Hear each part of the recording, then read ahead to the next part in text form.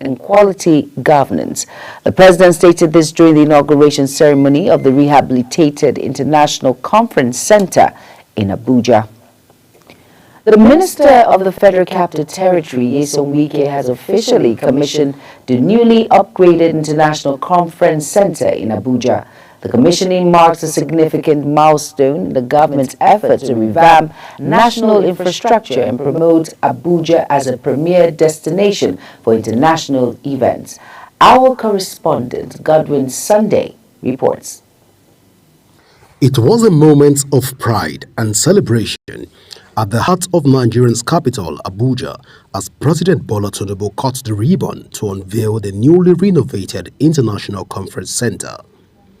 The extensive renovation, which began shortly after Wike assumed office, includes modern upgrades to the auditorium, conference halls, lighting systems and security infrastructure aimed at restoring the center's status as a world-class venue for high-level summit and diplomatic events. The commissioning ceremony drew top government officials, members of the diplomatic corps, and stakeholders in the hospitality and tourism sector.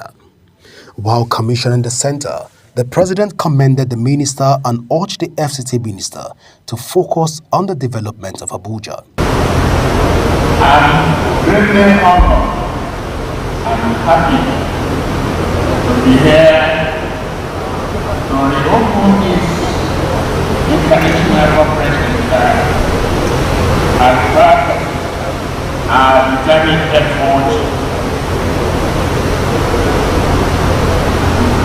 to change the way we do things, to reflect us as people of quality, people of character, people of determination, people of great spirit. That's what we are. And I'm not, in the quickly, we are reflecting that.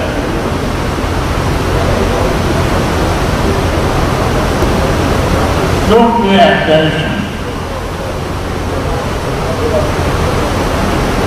to the busybody and the bystander, whatever they say. Continue with your good work.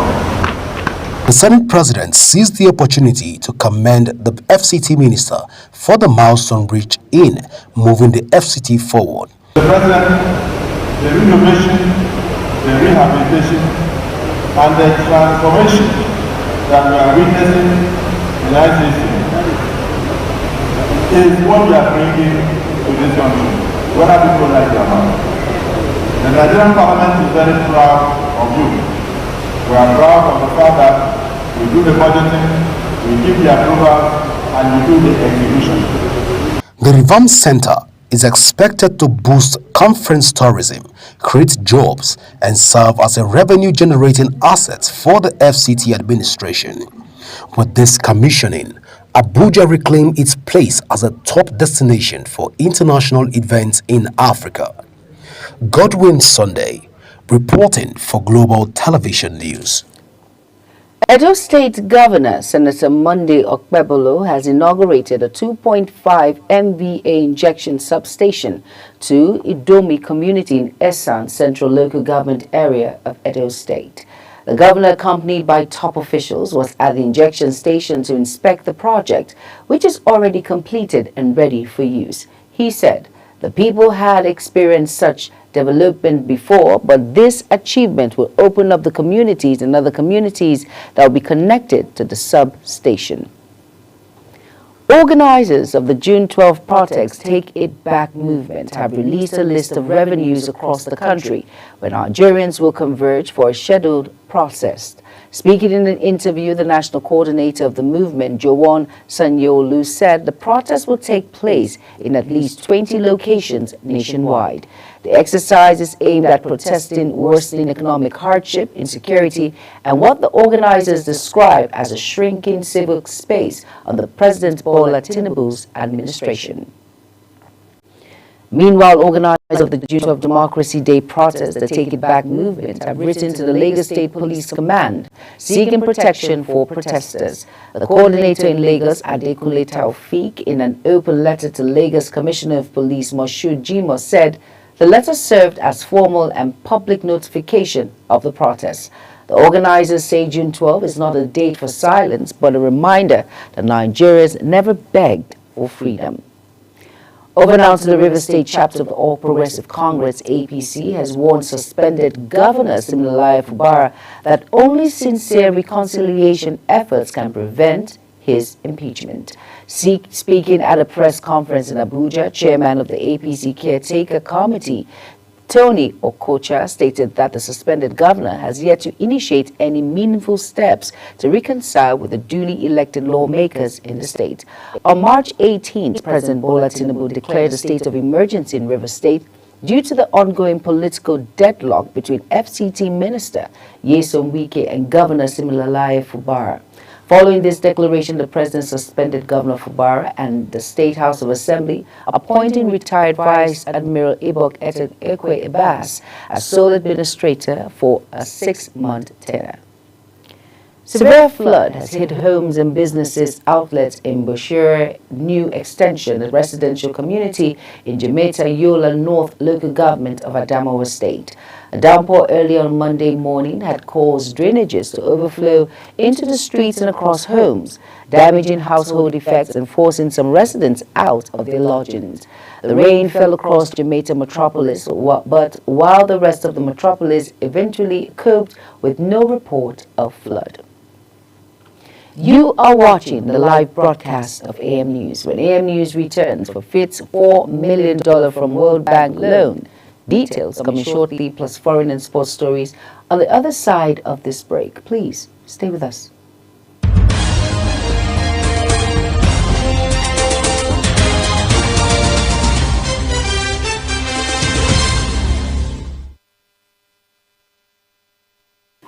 You are welcome back, and if you're just tuning in, this is AM News on Global Television. Thank you for staying with us. In business now, the federal government is projected to lose $4 million from a World Bank loan after failing to meet auditing standards on a key revenue reform covering the Federal Inland Revenue Service and the Nigerian Customs Service. The fund formed part of $103 million Fiscal Governance and Institutions Project, a public financial management initiative financed through a credit facility from the International Development Association.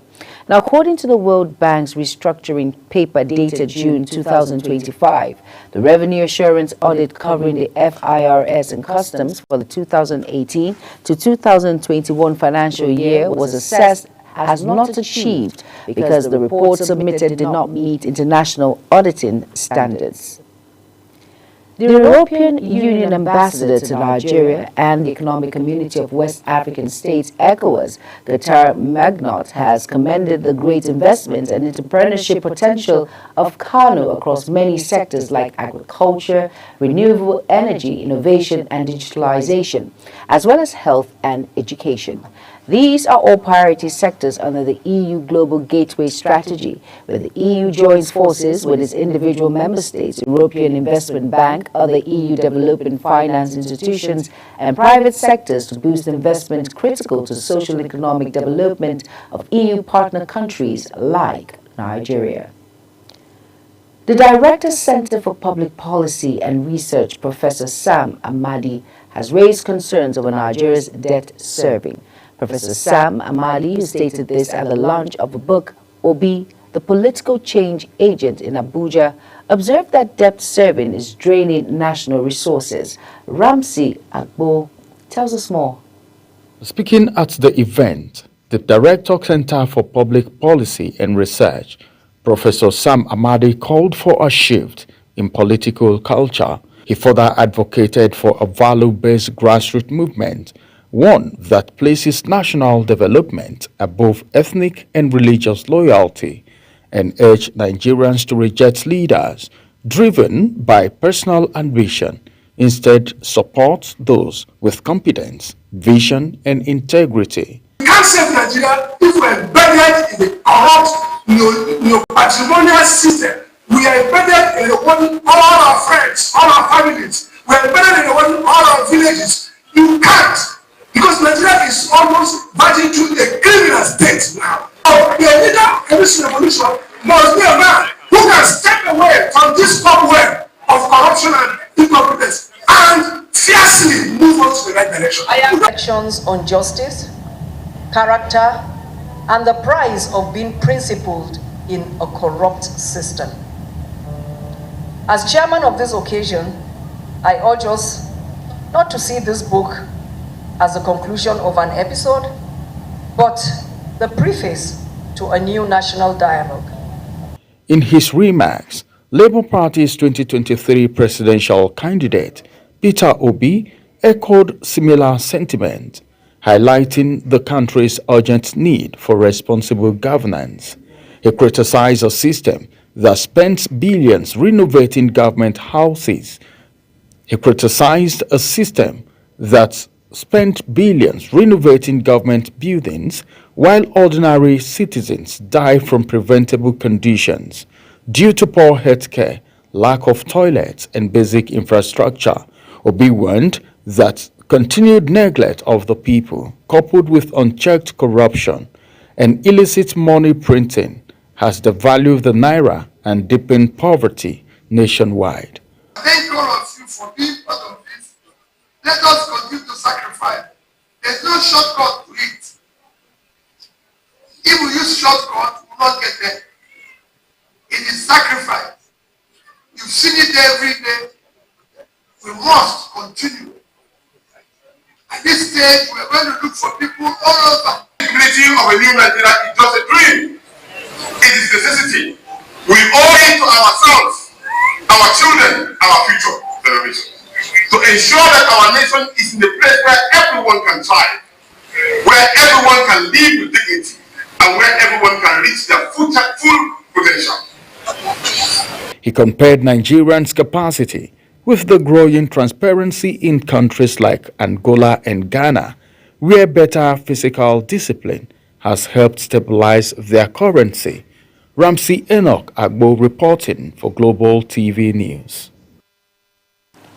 The Nigerian National Petroleum Company Limited has raised an alarm that some individuals are impersonating it, demanding money from investors. A statement by the NNPC spokesman Olufemi Sonoye stated that the individuals solicited fees from meetings with the NNPC Board of Directors, executive and management staff, saying the actions were unauthorized and illegal. He added that all legitimate engagements with the NNPC occurred strictly through official channels or business units only. Britain will commit £16.7 billion to nuclear power projects as the country shifts away from fossil fuel, Chancellor of the Rachel Reeves stated. Reeves signed off on £14.2 billion of investment to build the new Sizewell C nuclear plant in Suffolk, England. Rolls-Royce have been named as the preferred bidder to build small modular reactors in the program backed by £2.5 billion of taxpayers' cash. And on the foreign scene now, Russian court has sentenced a Colombian man to 28 years in prison for fighting in the Ukrainian army against Moscow as a mercenary, including in Russia's Kursk region. A court in the border region found the Colombian citizen guilty of taking part in the armed conflict as a mercenary in the armed forces of Ukraine, saying he was sentenced to imprisonment for 28 years. An Israeli strike has killed a Lebanese father and son in a southern village. The Lebanese Health Ministry and state media said the latest death despite a November ceasefire. A second son was also wounded in the strike in Sheba. It was reported that there was no immediate comment from the Israel military. Israel had warned that it would keep up its strikes on Hezbollah targets across Lebanon, despite the condemnation expressed by the Lebanese government after a massive strike on South Beirut the previous night on the eve of Eid al-Adha holiday. Taiwan's opposition-controlled parliament approved a pay increase for military service members in a bid to address a manpower shortage and retain soldiers in the face of Chinese military pressure. China claims Taiwan is part of its territory and has not ruled out using force to bring the self-ruled island under its control. The main opposition, Communist Party, and Taiwan's People's Party passed amendments to an armed force pay cut, granting volunteer service members an additional monthly allowance. And in sports news now, the Nigerian Football Federation has announced that Mobolaji Johnson Arena in Lagos will host both the men's and women's President Federation Cup finals for the second consecutive year on Saturday, June 28th. This year's final features surprise package Abakaliki FC of Ebonyi taking on Kwara United of Ilorin in the men's final, while defending champions Rivers Angels of Port Harcourt will face Nasarawa Amazons of Lafia in the women's decider. Veteran football coach Claudio Ranieri has officially declined the opportunity to begin the next head coach of the Italy national team. The former Leicester City and Chelsea manager confirmed the decision via a statement stating that while the offer was a great honor, he has chosen to remain in his current role at AS Roma. Ranieri, 73, has had an illustrious managerial career spanning several decades, and his decision comes as the Italian Football Federation seeks a new head of coach for the national team. Now, as we end the Global TV AM news, let's take a quick at the top stories again. Brought to you that the Minister of the Federal Capital Territory, Nyesom Wike, has officially commissioned the newly upgraded International Conference Center in Abuja. And in business, we brought to you that the Director Center for the Public Policy and Research, Professor Sam Amadi, has raised concerns over Nigerians' debt serving. And on the foreign scene, Russian courts sentenced a Colombian man to 28 years in prison for fighting the Ukrainian army against Moscow as a mercenary, including in Russia's Kursk region. And finally, in sports, the Nigerian Football Federation has announced that Mobolaji Johnson Arena in Lagos will host both the men's and women's President Federation Cup finals for the second consecutive year on Saturday, June 28. And that's it on Global TV AM News. A quick reminder that Global TV is on DSTV channel 365 and Star Times channel 276. Kindly follow us across all social media platforms now showing on your screen by using @Global TV NG. You can download the Global TV Nigeria mobile app for Android and iOS devices to keep track of our broadcast. I am Jumai Manson. Thank you for watching. Global Morning comes up shortly. Stay tuned.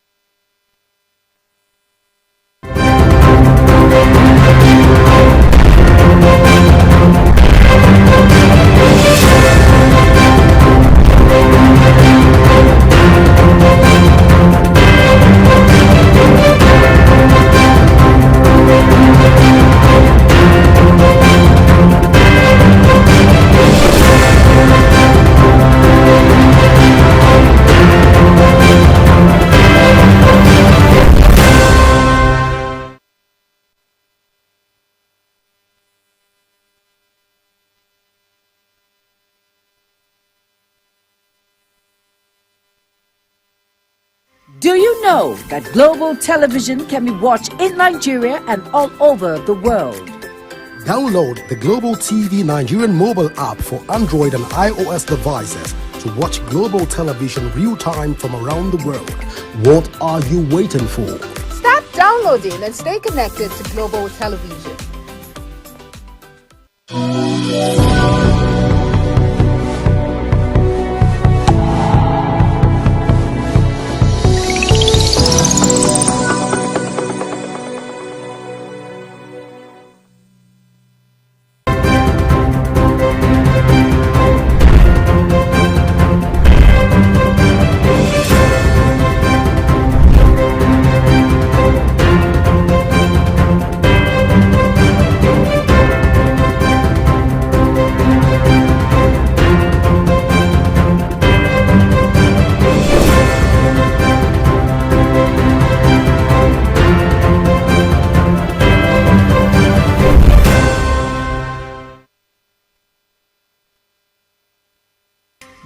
know that Global Television can be watched in Nigeria and all over the world? Download the Global TV Nigerian mobile app for Android and iOS devices to watch Global Television real-time from around the world. What are you waiting for? Start downloading and stay connected to Global Television.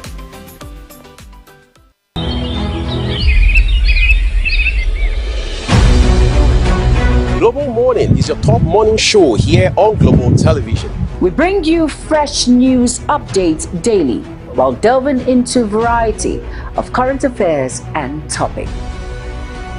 And at the same time, keeping you well informed about important events, both national and internationals. Global Morning serves as a valuable source of information, helping viewers like you start your day well informed.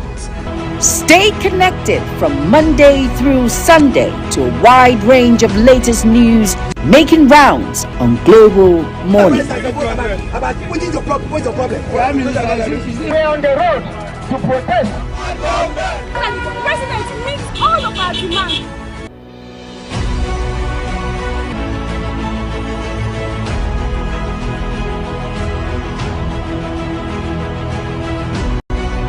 This is Global Morning.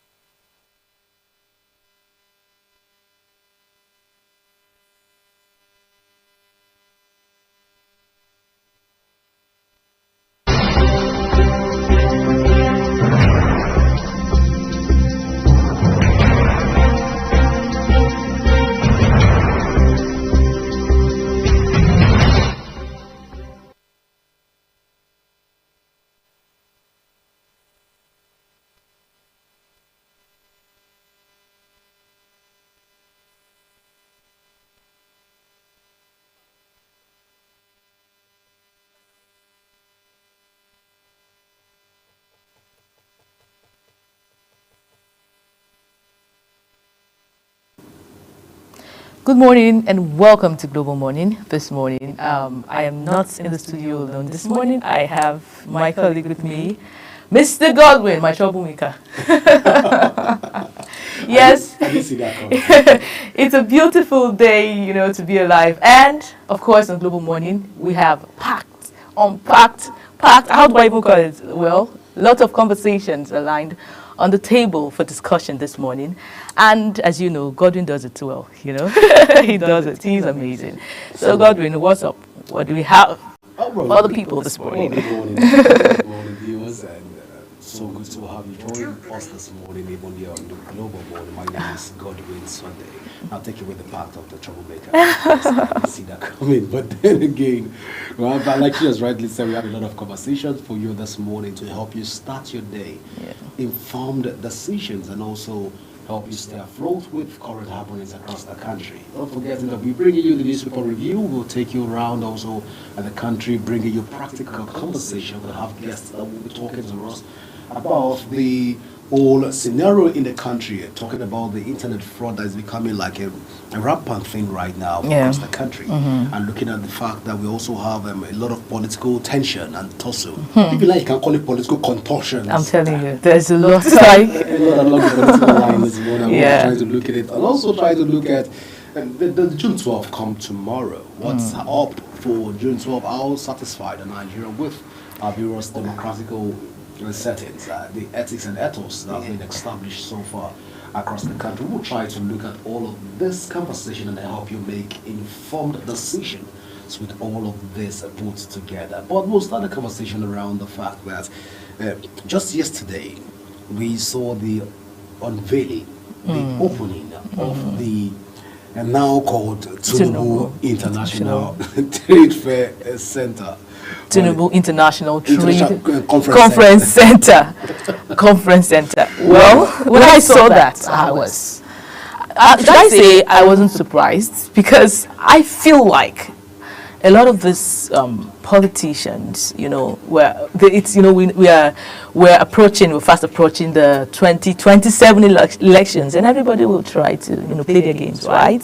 To be, in his good books, beloved and wonderful, dear president. So I think it's their turn.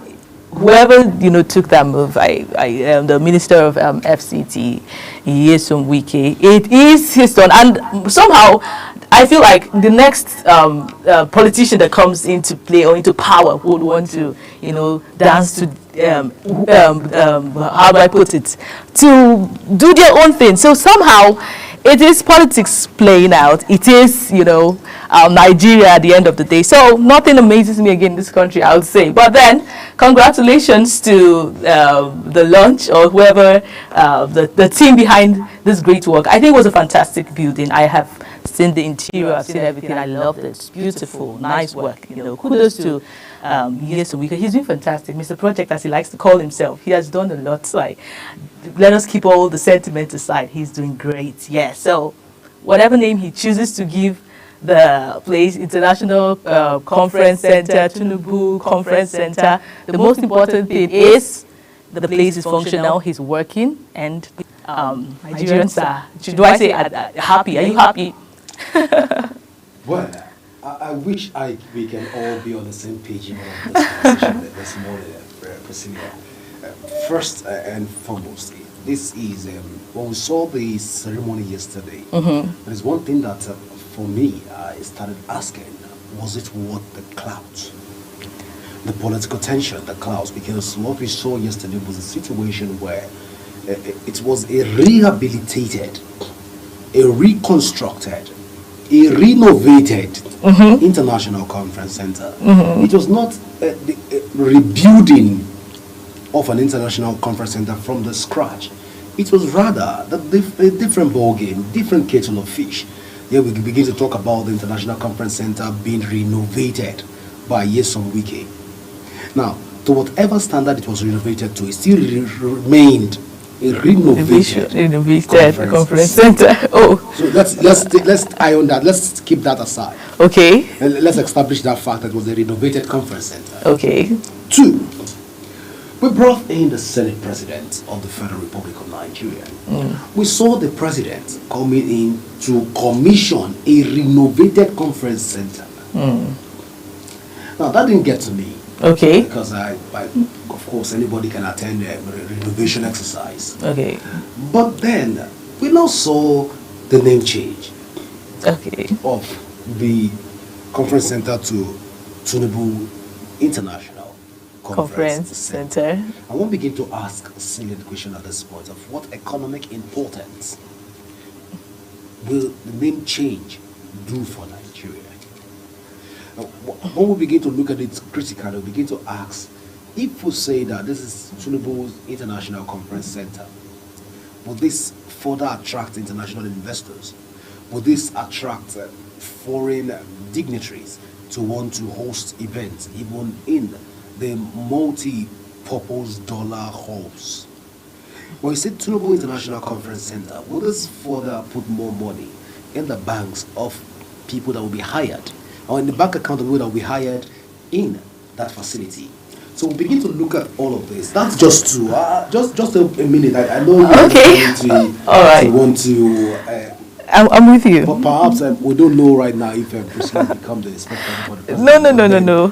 Just on a lighter note. I'm trying to set priorities right. All right. I understand that. So let me get to my thought. Okay, let's hear you. Let's even take it number 3. And number 3 is we've changed the name to Tinubu International Conference Center.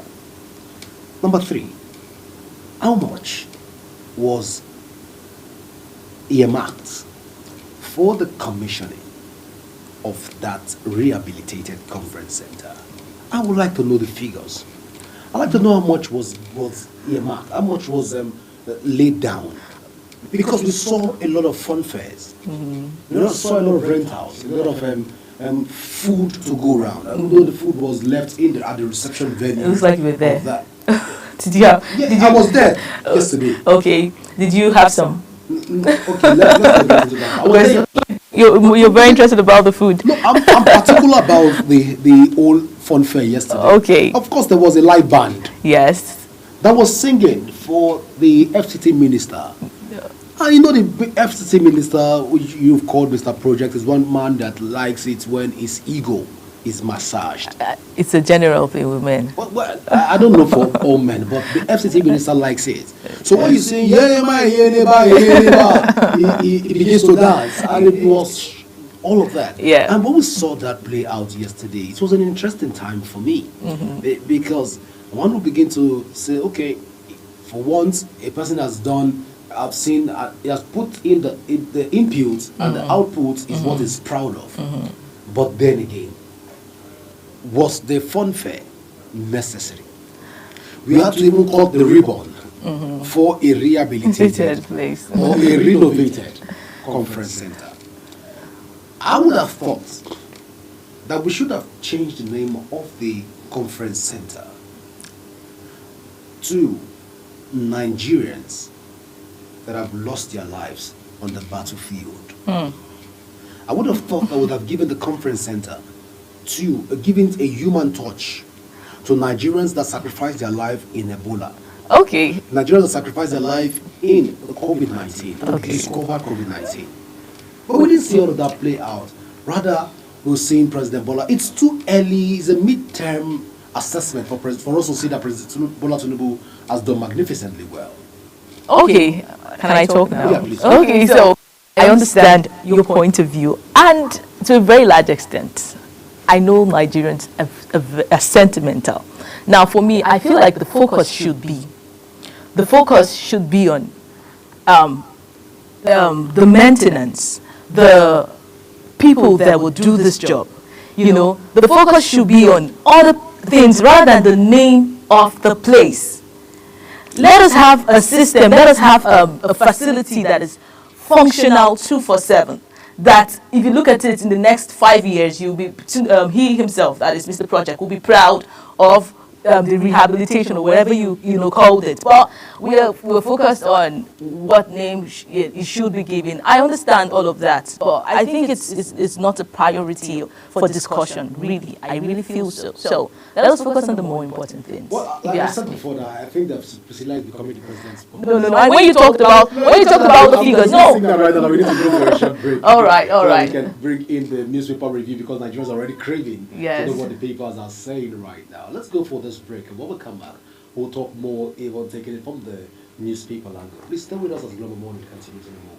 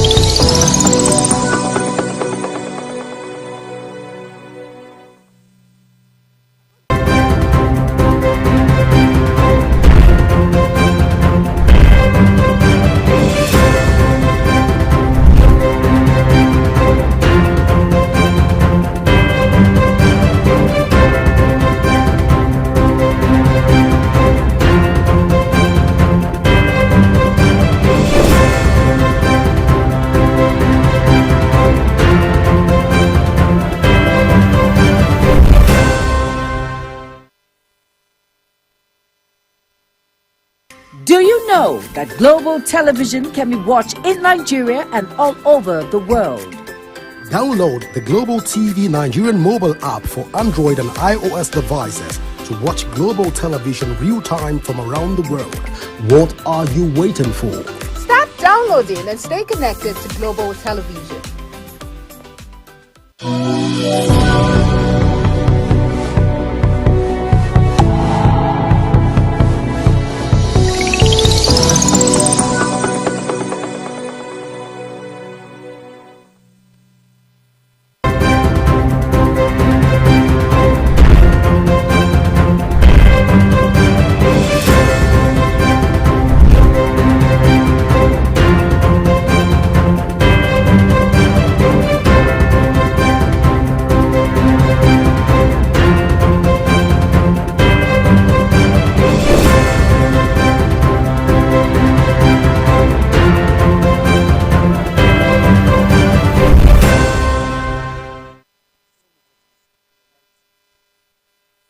Do you know that Global Television can be watched in Nigeria and all over the world?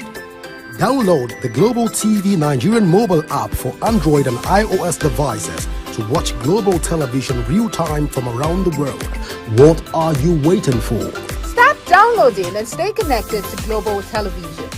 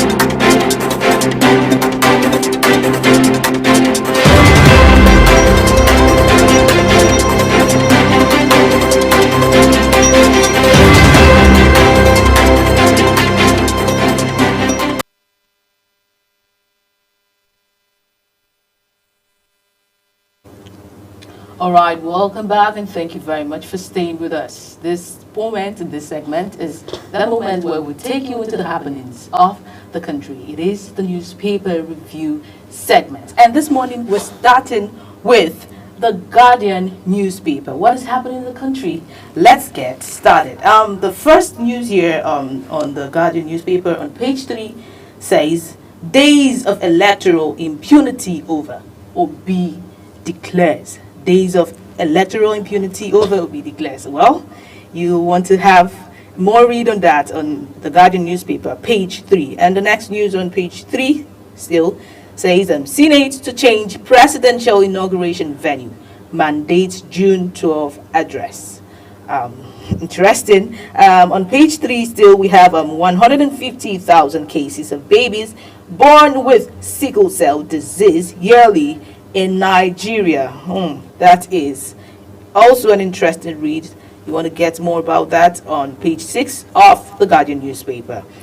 2027 computer-based test targets. Less than 30% public schools have computer labs, ICT savvy pupils. That you would find on page 6 of the Guardian newspaper. There is another story here on page 29 that says, "Ignore busybodies, bystanders. Tinubu tells Wike at reopening of center." That is from the conversation I and my colleague here, Godwin, having on the Global Morning this morning. Well, Tinubu seems to be pleased with the, what do I call it? Whatever. Just get more about that on page 29 of the Guardian newspaper. And then the next story here says, knock trolls Wike stakeholders meeting at PDP crisis deepens. Well, we hope this PDP crisis comes to an end before the 2027 elections. Else, I don't know what the fate is for the PDP members. Page 6 here says, June 12, Lamido urges Tinubu to immortalize Humphrey Nwosu. You want to get more about that on page 6 of the Guardian newspaper. The next story here says, Plateau, 58 killed, 31 injured, 15,000 displayed in 6 weeks. That's a sad one there. Really sad. We pray for the departed. May their souls rest in peace. And we pray for peace in Plateau. The next story here on page 15 says, World Bank bullish on Nigeria economy, marks a growth forecast to 3.6%. Well, impressive. On page 6 still it says knock trolls. Okay, I think I've taken knock trolls Wike stakeholders meeting at PDP crisis deepens. I think I've taken that. The very last one here on page 5 says power outage plunges Adamawa, Borno, Taraba, Yobe in darkness. It is, it is what it is in Nigeria this morning. You want to get more on those stories on the Guardian newspaper by grabbing a copy this morning. Next, we go to the Tribune newspaper, and we have Godwin to take us through that paper. Godwin, over to you. All right, let's take the Tribune newspaper this morning, where we begin just above the nameplate here. SEC orders public companies to release old dividends. You can find that read on page 7. ASU declares no pay, no work. Every month's salary is delayed. Find that story on page 3. Wike renames ICC after Tinubu. It comes with a rider that says, "Don't pay attention to busybodies." President tells FCT minister, says usage of facility not free. You can find all of that read there on page 2. Now, below the nameplate, we have a picture here of the President Tinubu commissions Maitama Gishiri Bridge, Katampe, Jahi, Mapuchi link roads together. Well, we'll see how that plays out, and this is happening today by 12:30 p.m. here in Abuja. Now, this is signed by the FCT minister, and it comes with a picture of the president boldly, and also the minister, and also the Minister of State for the FCT. And that's just about it. Then we go next to the Daily Times newspaper, where Priscilla is already standing by to help us out with the Daily Times. Okay, so on the Daily Times this morning, the first story here is Nigeria needs political, not violent revolution. Amadi, that you will find on page 10. On page 2 here it says Wike renames ICC after Tinubu. This seems to be striking conversation, amongst Nigerians. I don't know how this, well, we have the president telling him not to mind the naysayers. So, Mr. Project, right on. So the next, the big story here, Fubara can't be forgiven. APC not dumping ground. Okocha. That you will find on page 2 of the Daily Times newspaper. And then there is a picture here, of course. I think it's the commissioning of the roads that will happen today. So the next story here says Nigeria must reflect excellence in all we do, coming from our president, our dearly beloved President Tinubu. And then on the second page 2, I think still on page 2, oil back, 85 billion, Aramco loan delayed as global prices dropped.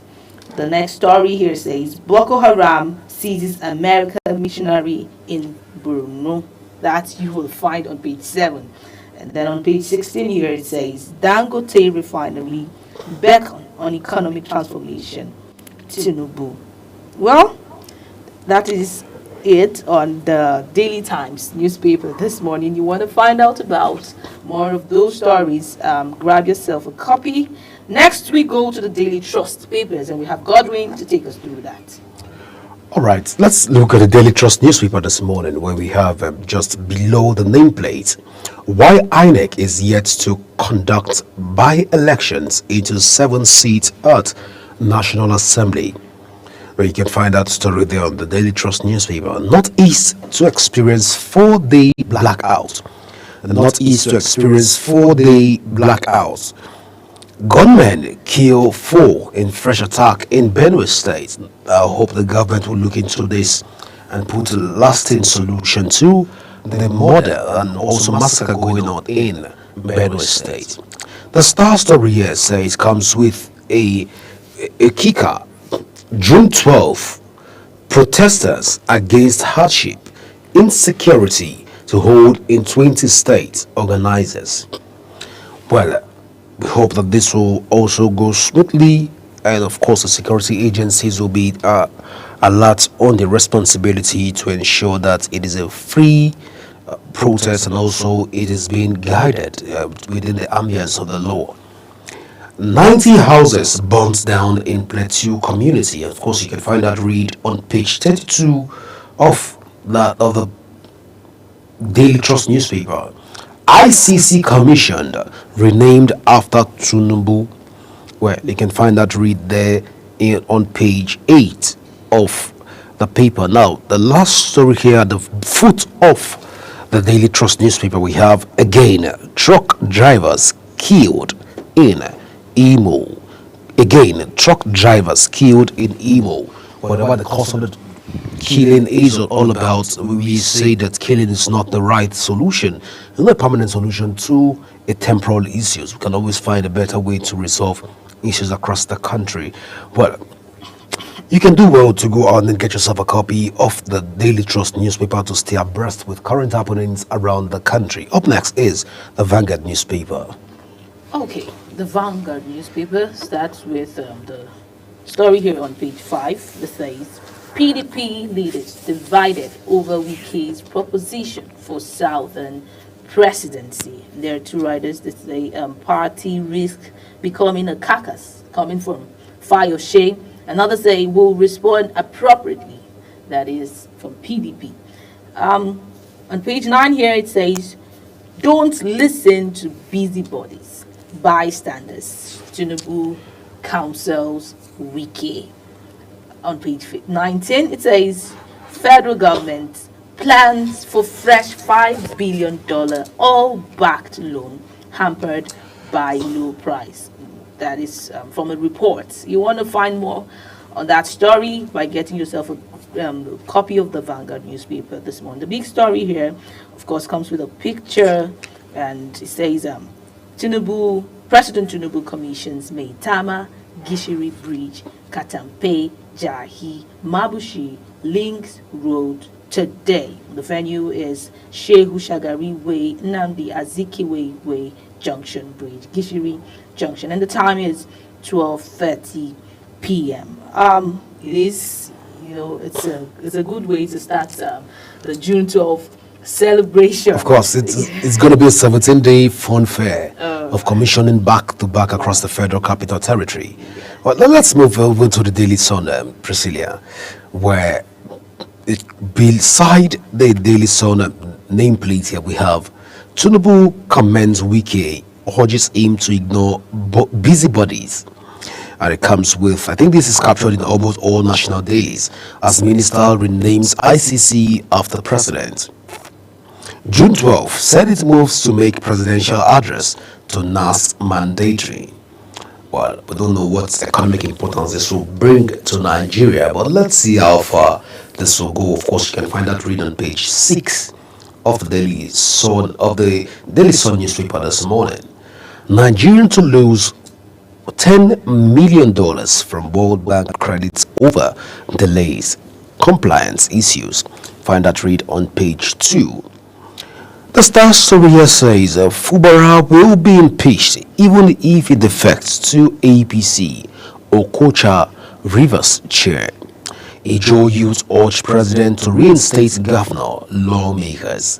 Well, you can find all of that read also on page 5 of the Daily Sun newspaper this morning.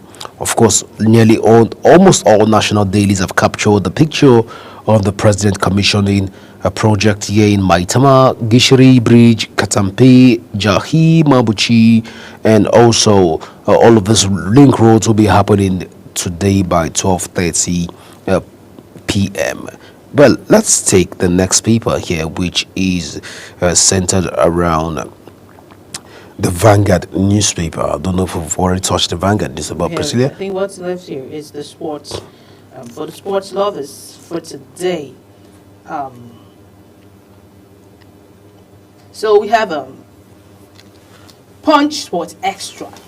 And then for sports lovers, the first story is Devils place 70 million pounds on Garnacho. That is on page 4. On page 7 says Flying Eagles coach vows to improve attack.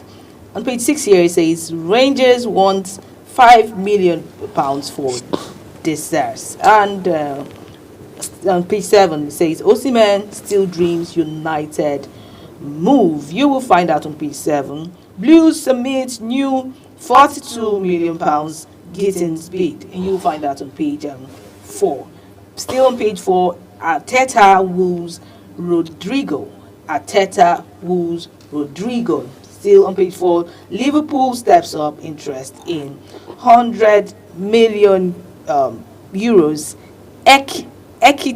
Ekitike. Well, that's a big win for him there. On page 8, it says Sporting backtrack on Gyökeres transfer plan. And the big story here says, here or there, new Atlanta boss wants Lookman stay as Napoli weighs option. That you will find on page 6. On page 2 here, on the cricket games, it says Nigeria face Uganda test after Malawi win. And on page 2, same, you still find a story here that says Hen wants white over nightmare Itauma. That is it on the newspaper review this morning. Godwin, what can you say about, the papers, the stories? Well, one thing that stood out for most of us, even on the papers this morning, is the fact that President Bola Tinubu will be commissioning a project here in Maitama, Gishiri, Jahi, and some other part of the Federal Capital Territory this morning. Well, we can't take one thing away from Wiki, and that's the fact that we can't take the fact that he's a Mr. Project. Exactly. And since he came on board, he has been able to do magnificently well for the FCT. And we've seen the improvement in terms of infrastructures across the state. And because Abuja is not across the territory, in the Federal Capital Territory. This I begin to taxonomize Abuja as a state because of the same a lot of tax reforms and all of the single treasury account and all of those things have been put in place. I think the last time I heard of projects going back to back like this was when El-Rufai was El-Rufai. El-Rufai, Since then we've not had someone replicate such. Well, after El-Rufai, I don't think Abuja had any other FCT minister. It was. So people will say that Abuja had a handful of people that sat in the minister's seat, but they didn't really, in the light of representation, stood in for representation. We had a minister in this, I don't want to mention names, but we had a minister in the Federal Capital Territory that one time had to refund money back to the former president, that there's nothing to do with the FCT. I didn't want to be tagged as a thief for embezzling public funds when there's nothing to do. All the works has been done. We're surprised. So we can see that. We can see that it's not just about. That's why it's our sentiments towards Mr. Project. He's doing great. Yeah, but we must give it to him. We must give it to him. But then I feel the need to also draw Mr. Project's attention to the fact that most of the roads that are being renovated are reconstructed, and most of the road projects that we see in Abuja now. This is not in any way trying to say that the road project that we see in Abuja have not been delivered excellently well. Of course they have. The street lights we see in Abuja have been magnificently done. But then Abuja is divided into 5 divisions. We're seeing projects happening with around these divisions. But my concerns are not the division, the road that links us to the various divisions. Whether you're coming from Kuje, you're going to Nyanya, you're going to Buhari, you're going to Gwagwalada, or whatever part of the country, of the state, of the capital you're going to. The concern for me is the rural areas, even within the Federal Capital Territory, which has to do with places like the interior part of not even Gishiri. Let's take it from Nyanya. Let's get down to let's get into the integrities of Karo. Let's get into the rural suburbs of Karo. Let's get into the suburbs of Begi. Let's get to the suburb of Jikoi, Orozo. Let's get to that point where we talk about a place like Karishi. The suburbs in those places, how far have we been able to bring in developments to those places to ensure that those places also benefit from feeling the impact of the project administration? Not just that, let's take this conversation again back to the Kubwa axis, which is the Buhari axis. You understand? Let's take it from Duse. You understand, from Dusi. I know you've always been the spokesperson for the minister, but then I'm trying to draw the attention of the minister to all of this, to the interior part. It's his place to work with We have the local, we have councillors, we have the local government chairman, we have all of these people. Nigerians always want to look at the person at the forefront. Well, he has a work to do. He needs to call them to order if he needs to. But then we as Nigerians, we need to know that there are other people in the positions that are answerable or you that should be accountable. you mean the toothless councillors and the toothless I just trying to put if we start to call them let's get those. If we start to address them. No, because we need to start we have to 770. It's not just them. That's the point. We have 774 local governments across Nigeria. Yes. And we begin to ask how many are functional, how many are That's the viable. problem, because we don't. So if the elections are conducted they are for not, these if people, they are not, if the and we words come out to vote for them, who are these people that come out to vote for if them? the words and the local government are not productive, permit us to please rely on a man that we feel is performing to also draw his attention. That's why the Buhari local government chairman, it was deliberate. Yeah, I didn't say Amak local government chairman, it was deliberate. Yes. I was calling on the attention of the FCT minister. It is also deliberate. FCT minister to call them. It is also deliberate Yes. to call his attention to the fact Yes, that he needs to call whatever them. he needs to do, Yes, Kuje, and we'll get to Kuje right now. There are places in Kuje that you cannot enter. Apart from the fact that we're seeing road construction going on that is linking us from the airport down to Kuje, there are places in Kuje you won't even there. There are places in Gwagwalada. I don't want to even talk about Kwali, which some people will say that Kwali is not part of Abuja. Of course, we can't say even Abaji. Abaji is still part of Abuja. All those places just to draw the minister's attention that people, human beings, are still at that point.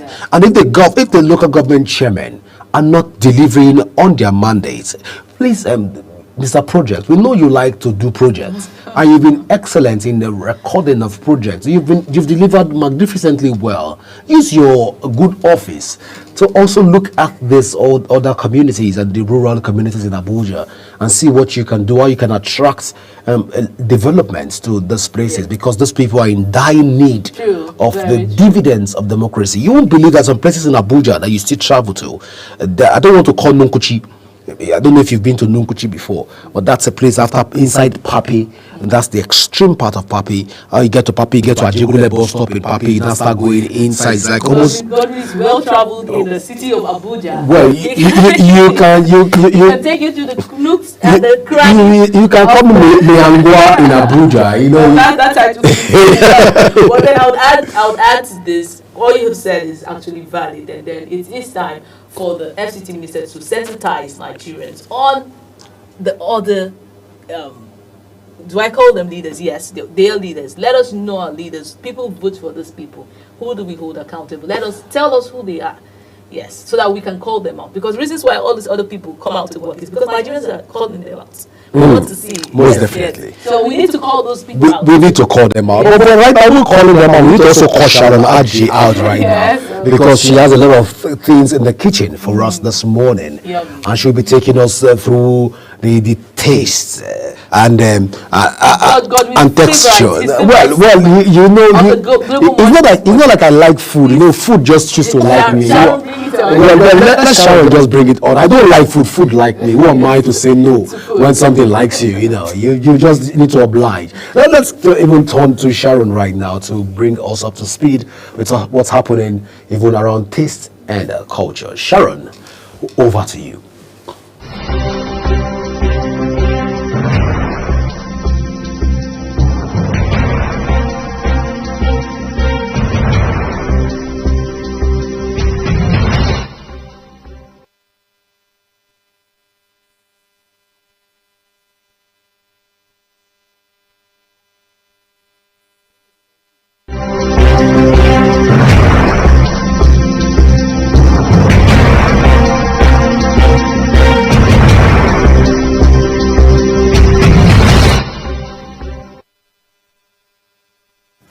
Good morning, Global Morning hosts. Hello, everyone, and welcome to Taste and Texture. I am Sharon Ajay.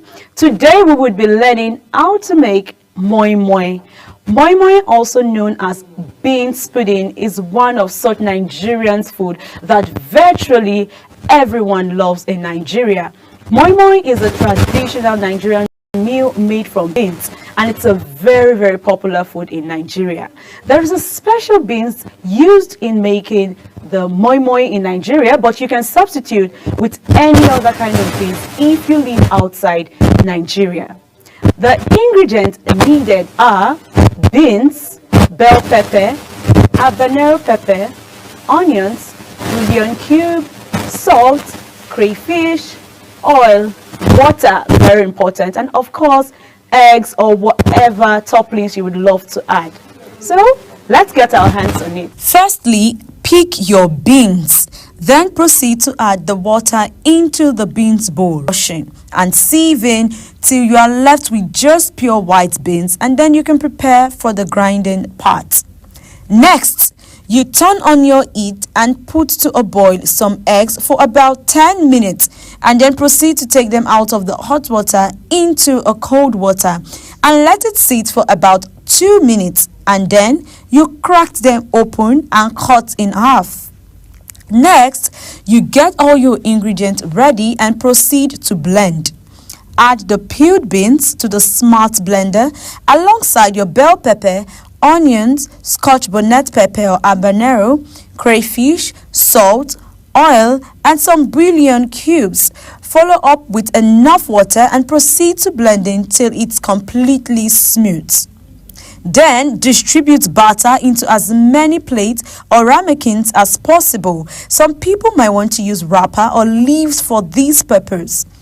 After distributing the batter, proceed to add your eggs on top of each of the ramekins, and you could as well add your fish, meat, or any other toppings and cover if your cooking plates have one. Turn on your heat and proceed to putting in your ramekin. Do not crowd the pan. Add water simultaneously, making sure it doesn't top the first plate. Then cover tightly and cook for about 40 to 60 minutes, adding water at interval to avoid burning or too much water that would run into the plates. You can bring out one of the plates or ramekin after cooking for 40 minutes to check if it's done. Check again after 10 minutes, and once it's done, allow to cool off for at least 30 to 60 minutes. Then to the best part, you can serve with pap, also known as akamu, or you can also serve with rice or custard. Of course, any other thing can go with moi moi. You can go with your salad, your plantain, and various other delicacies. Enjoy your moi moi. And that's it on Taste and Texture. I am Sharon Ajay. Global Morning continues with Priska and Godwin. Enjoy your moi moi, Godwin. Godwin says, is that moi moi? That's not the moi moi he knows. He knows the one with, this tin. The one they used to use one big pot. When they put it, when you bring it out like this, you now put it in the plate. Let's leave this thing that Sharon, I'm not happy, Sharon. Let me just state it, I'm not happy. Sharon, my mom that I know, we put it in a leaf wrapper. No, you can still do that. No, don't give me the options. Tell me I can put the normal in a leaf wrapper. You wrap it. You now put it inside a big pot. You now remove it. You see how he's sounding like he knows how to cook it. Why would I know how to do normal now? If you take me out, tell me anything, but don't bring me. If you come to normal, leave it. I'll have a food and nutrition. Can you tell me when you grind the beans, what do you do next? Okay, so since this is a tutorial class, let's even look at it. Sharon, then again, when you finish doing the moment, as always, I was already salivating. I was waiting to have a feel of this moment. But Sharon will take us there and leave us and tell us bye for today. I thought you had 3 wraps of Okpa this morning. Well, that is Okpa. Okpa is not moi because moi is done with beans, and Okpa is not done with beans. But they're all pretty, Godwin, calm down. No, I can't be coming. The last time she did akara, I was waiting for the akara. She told me bye for now. Sharon, please, we need to start working on all of this. So those of us in the studio cannot salivate in vain. Because our viewers at home are already looking up to even having a feel and a taste of some of this delicacy. If you're wondering what to have for breakfast this morning, but how fast is it? Momo is one food that for me, I don't think something I like to cook. I don't like it because it's time consuming. Like it's a whole lot. It's eating consuming too. Eating consuming. Well,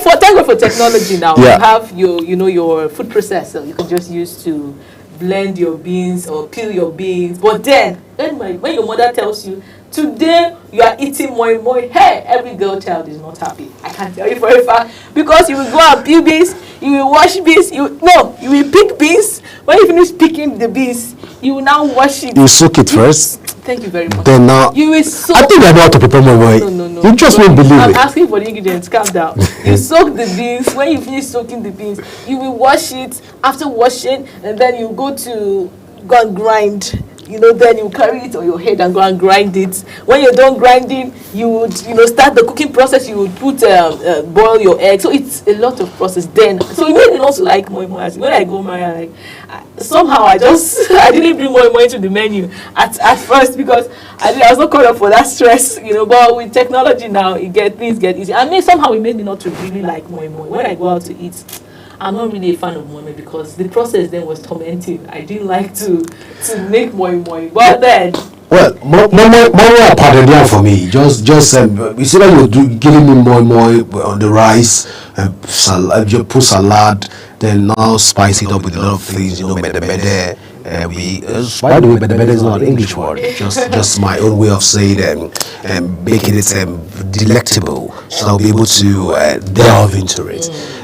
Moi has always been a thing for me, right from when I was small. Because you didn't used to cook it. It has to be. No, but the thing about my mom is, my mom will literally, no, I'm not supposed to say it, my mom will literally compel all men, all the guys will be in the kitchen with her. Yes. How many sisters do you I have 3 sisters. Are you the first boy? No, the fourth. I'm Boy. the second boy. My mom will compel everybody to be in the kitchen. You must learn how to cook. Okay. You can't take that away. That's why when I gained admission at first, it was a bit challenging for me because I literally didn't want to even ask a girl out because basically you'd be asking, what do I need a lady for? I can make all the dishes. I don't think there's any dish I can't make. Wow. Except I don't just want to make it. Okay. Yeah. So that's probably when you say I like food. I know how to make the food. I'm not believing that yet. Well, you won't believe it. You get to University of Calabar and find out from when you get to University of Calabar, you find out from my colleagues. Then then you will realize that it's not just a hearsay. Literally, guys queue up in my house then to eat.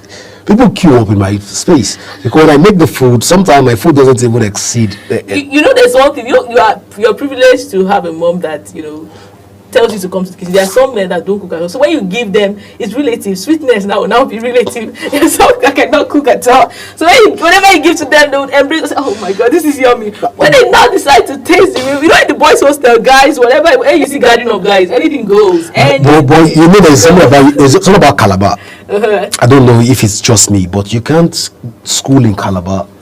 I don't know in defense of Calabar, but you cannot school in Calabar. Finish from University of Calabar, I don't know how to cook.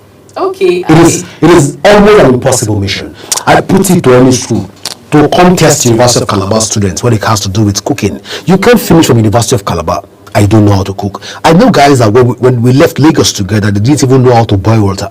When they got to University of Calabar, they had to learn how to boil water, how to cook, how to make dishes. It comes with the schooling process in University of Calabar. By the time hunger hits you twice in Calabar, I know because Calabar is one place where a lot of people know Calabar ethics in general, know how to cook good food. I believe that. You see food that you make in Efik land. That they say Efik adon bakara. So you see, you make food in Efik land. Efik makes their own food, and they don't put water. What constitutes water for them is the oil. So you see vegetable soup is being sustained with oil. And as soon as you're taking the food into your plate, you're feeling the impact of the oil, the dividends of the oil, the benevolence of the oil. Taste Godwin's food. No, let's not look as if I'm bragging on, brag. Well, one of the things I tell Sharon to excuse us even on the set. Let me do the needful so that people like Priscilla. I really cannot wait for that. But then Sharon gave us a trick. Yeah. I know a lot of people would have this concern or trouble. Sometimes when you boil egg and you're trying to peel it, right, it's usually difficult. Sometimes it gets to stick and you end up peeling your egg together with the back. I don't know if it has happened to you. Yeah. So one trick to that is after boiling your egg, you put it in the cold water first, allow it, and then you can peel it from there. It gives you smooth. For a hungry man. I thought we finished the food, but I don't even know that the egg is still. I'm just on a lighter note. Well, Sharon, thank you so much for that detail. Of course, we've learned one or two, and I believe also the viewer have also been able to learn one or two from you in order to improve their moi making process in Nigeria. What is Ogochukwu even saying right now, even on a social balls scale? Let's even find out from Ogochukwu to know what is going on right now on the social balls. What is trending? Who are we supposed to? What is the basketballs, like the Gen Zs will call it? They say the basketballs. At first when I heard the word, I was looking for it on the dictionary. So I was like, what is basketballs? But don't be surprised, very soon it will be adopted by the Oxford Dictionary. Of course, a lot of languages are already. Japa's already. It was adopted. So. Nigerians, we're making it. We're global. We're global. Of course, we are global. We can't take that away from Nigeria. All right, Ogochukwu, over to you. Take us through to what's trending, even on the social space right now. Social Blues, it is with Ogochukwu Mobono.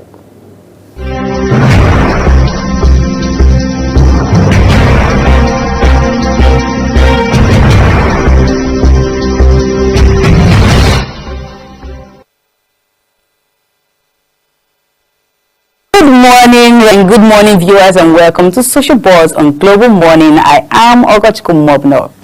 Leadership is the act of inspiring others to reach their full potentials. Effective leaders empower, motivate and guide their teams toward a common vision. Alright, today on Social Buzz, I will touch rich tax defaulters and heaven won't fall. We recall that on the 26th of May 2025, the Federal Capital Territory Administration Task Force sealed many premises, including the national headquarters of the People's Democratic Party in Wuse Zone 5, Abuja, over non-payment of ground rent. The action sparked outrages within the PDP, with its acting national chairman, Umar Damagun, labeling it an act of irresponsibility by the federal government. And in response to this, the Minister of the Federal Capital Territory, Nyesom Wike, said no reprieve yet for tax defaulters in Abuja, declaring readiness not to back off those refusing to pay necessary dues to the government, regardless of their status. He said he will touch rich tax defaulters and heaven won't fall. This statement was made while speaking on a topic, Nigeria, Our Dreams, in the University of Ile-Ife, Osun State. Wike, who said those considered as the untouchables in Abuja would not be spared as long as they choose to go against the law. He further said leadership requires courage to take decisions that would engender development without fear. Leadership is not about you liking someone, it is about you being courageous to make a decision that will help us to move forward.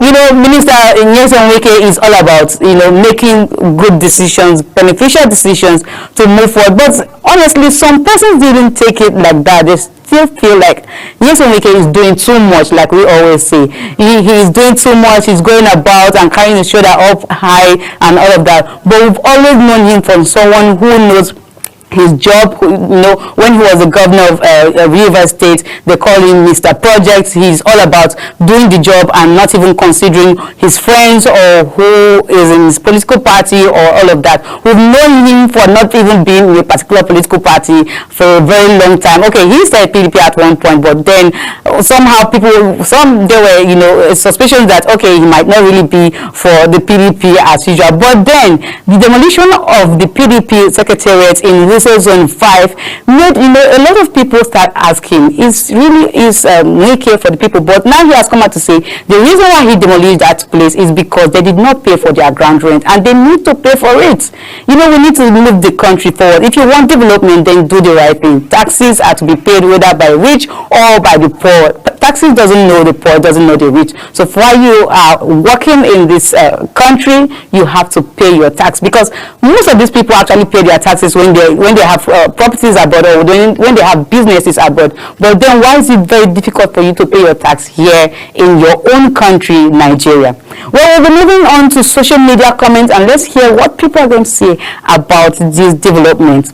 So the first comment we have today is from Justice Fairness, and Justice Fairness says, Adedibu of Rivers State, apart from Baba Adedibu, nobody in Nigeria political terrain talks like him. Impunity, crudeness, and irresponsibility as always.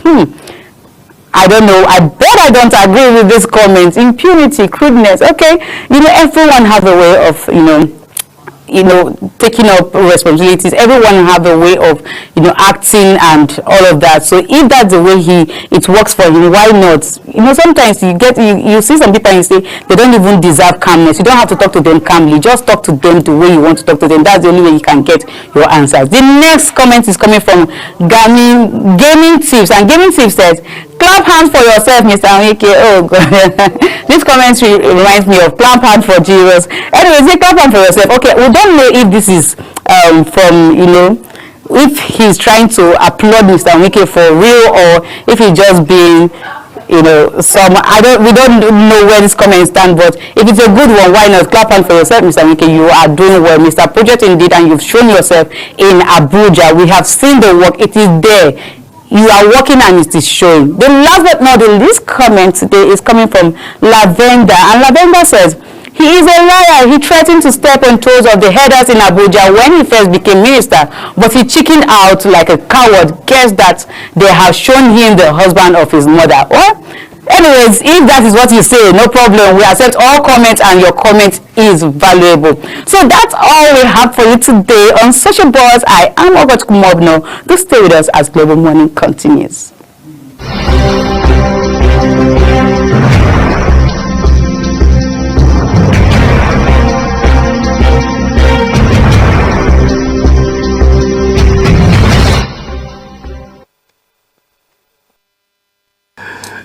All right, welcome back. Thank you so much, Ogachukwu Mobno. Well, it's an interesting time. We'll be trying to look at what the FCT minister is doing across the Federal Capital Territory, and the 17 days that has been lined up for project commissioning.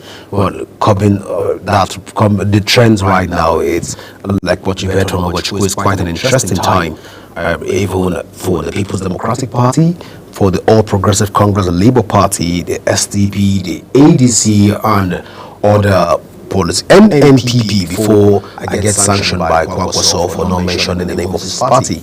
It's quite an interesting time. But then there are a lot of basic conversations around the country. I don't know what is wrong with Should we call it is it basbasic or basbusi? Basbasic.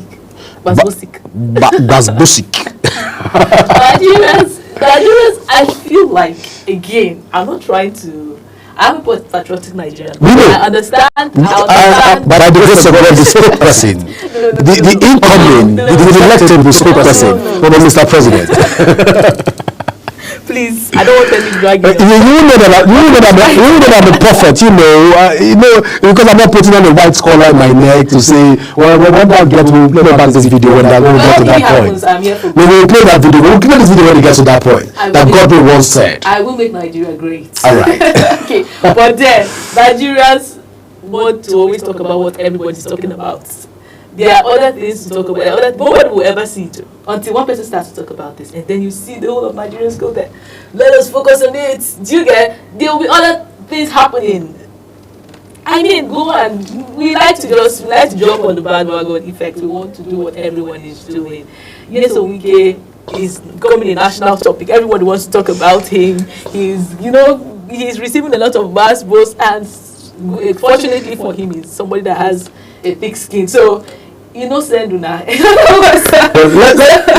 go to a local conversion. Yesterday in the office, we had a grassroots conversation also in the office, where I told a colleague, based on my own standpoint, that on Friday, well, I think it was on Friday, just on Saturday, this lady called Vicky James had what they call it.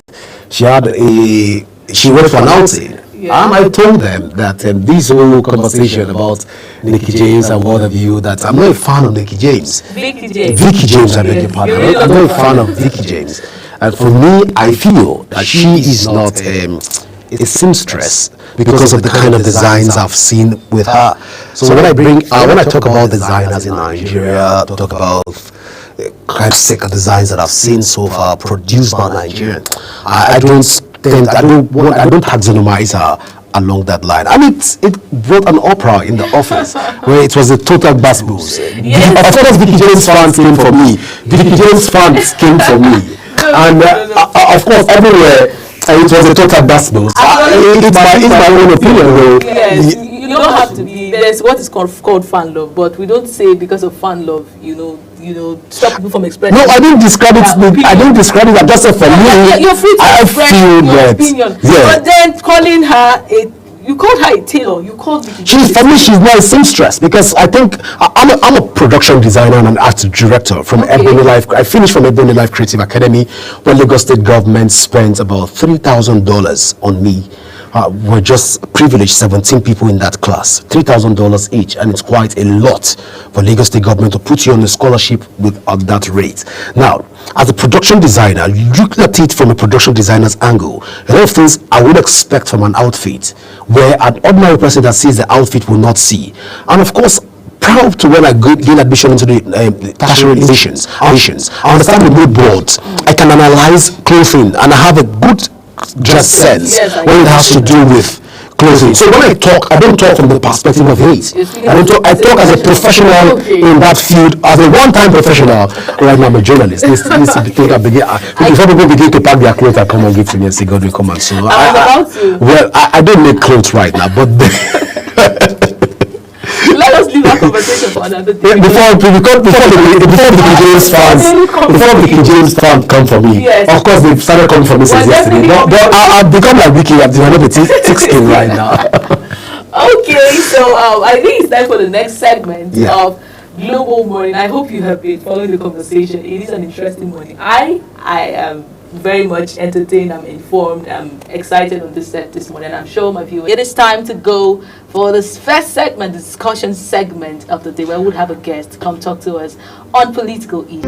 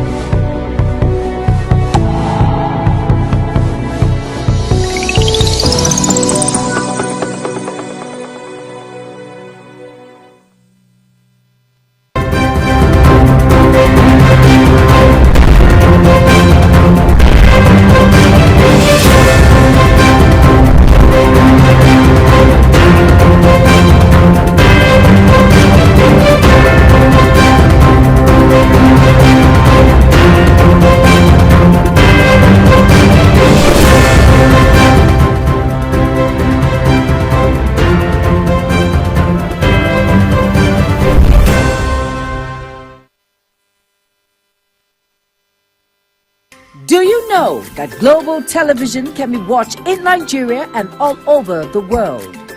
Download the Global TV Nigerian mobile app for Android and iOS devices to watch global television real-time from around the world. What are you waiting for? Start downloading and stay connected to global television.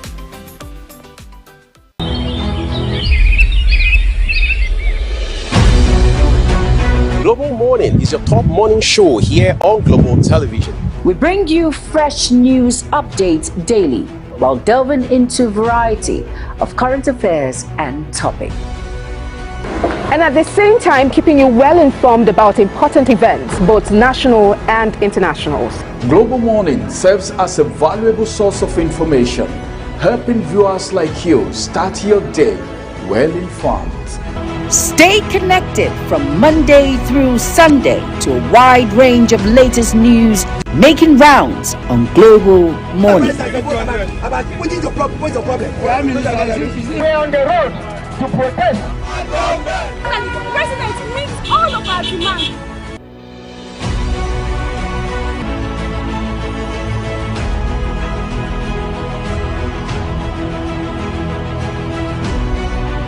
This is Global Morning.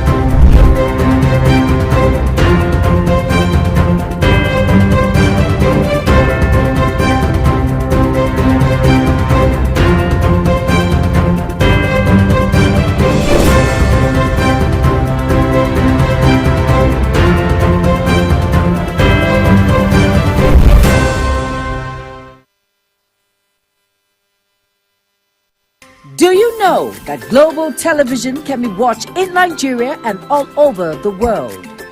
Download the Global TV Nigerian mobile app for Android and iOS devices to watch Global Television real-time from around the world. What are you waiting for?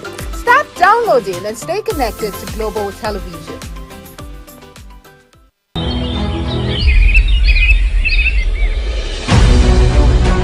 Global Morning is your top morning show here on Global Television. We bring you fresh news updates daily while delving into a variety of current affairs and topics. And at the same time, keeping you well informed about important events, both national and internationals. Global Morning serves as a valuable source of information, helping viewers like you start your day well informed. Stay connected from Monday through Sunday to a wide range of latest news making rounds on Global Morning. What is your problem? What's your problem? We're on the road to protest. And the president meets all of our demands.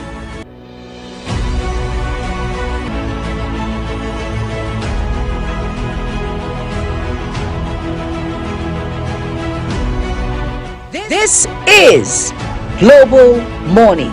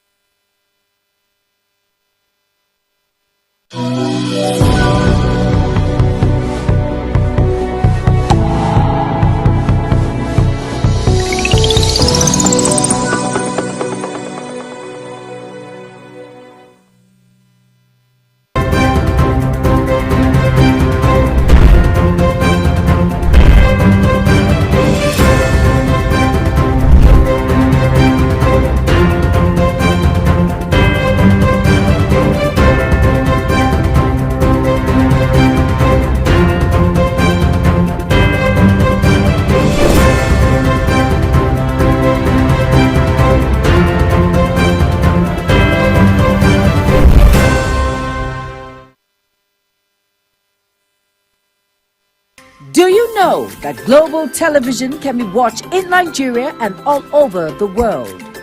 Download the Global TV Nigerian mobile app for Android and iOS devices to watch Global Television real-time from around the world.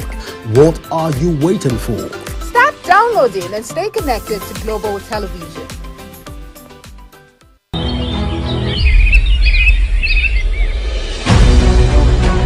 Global Morning.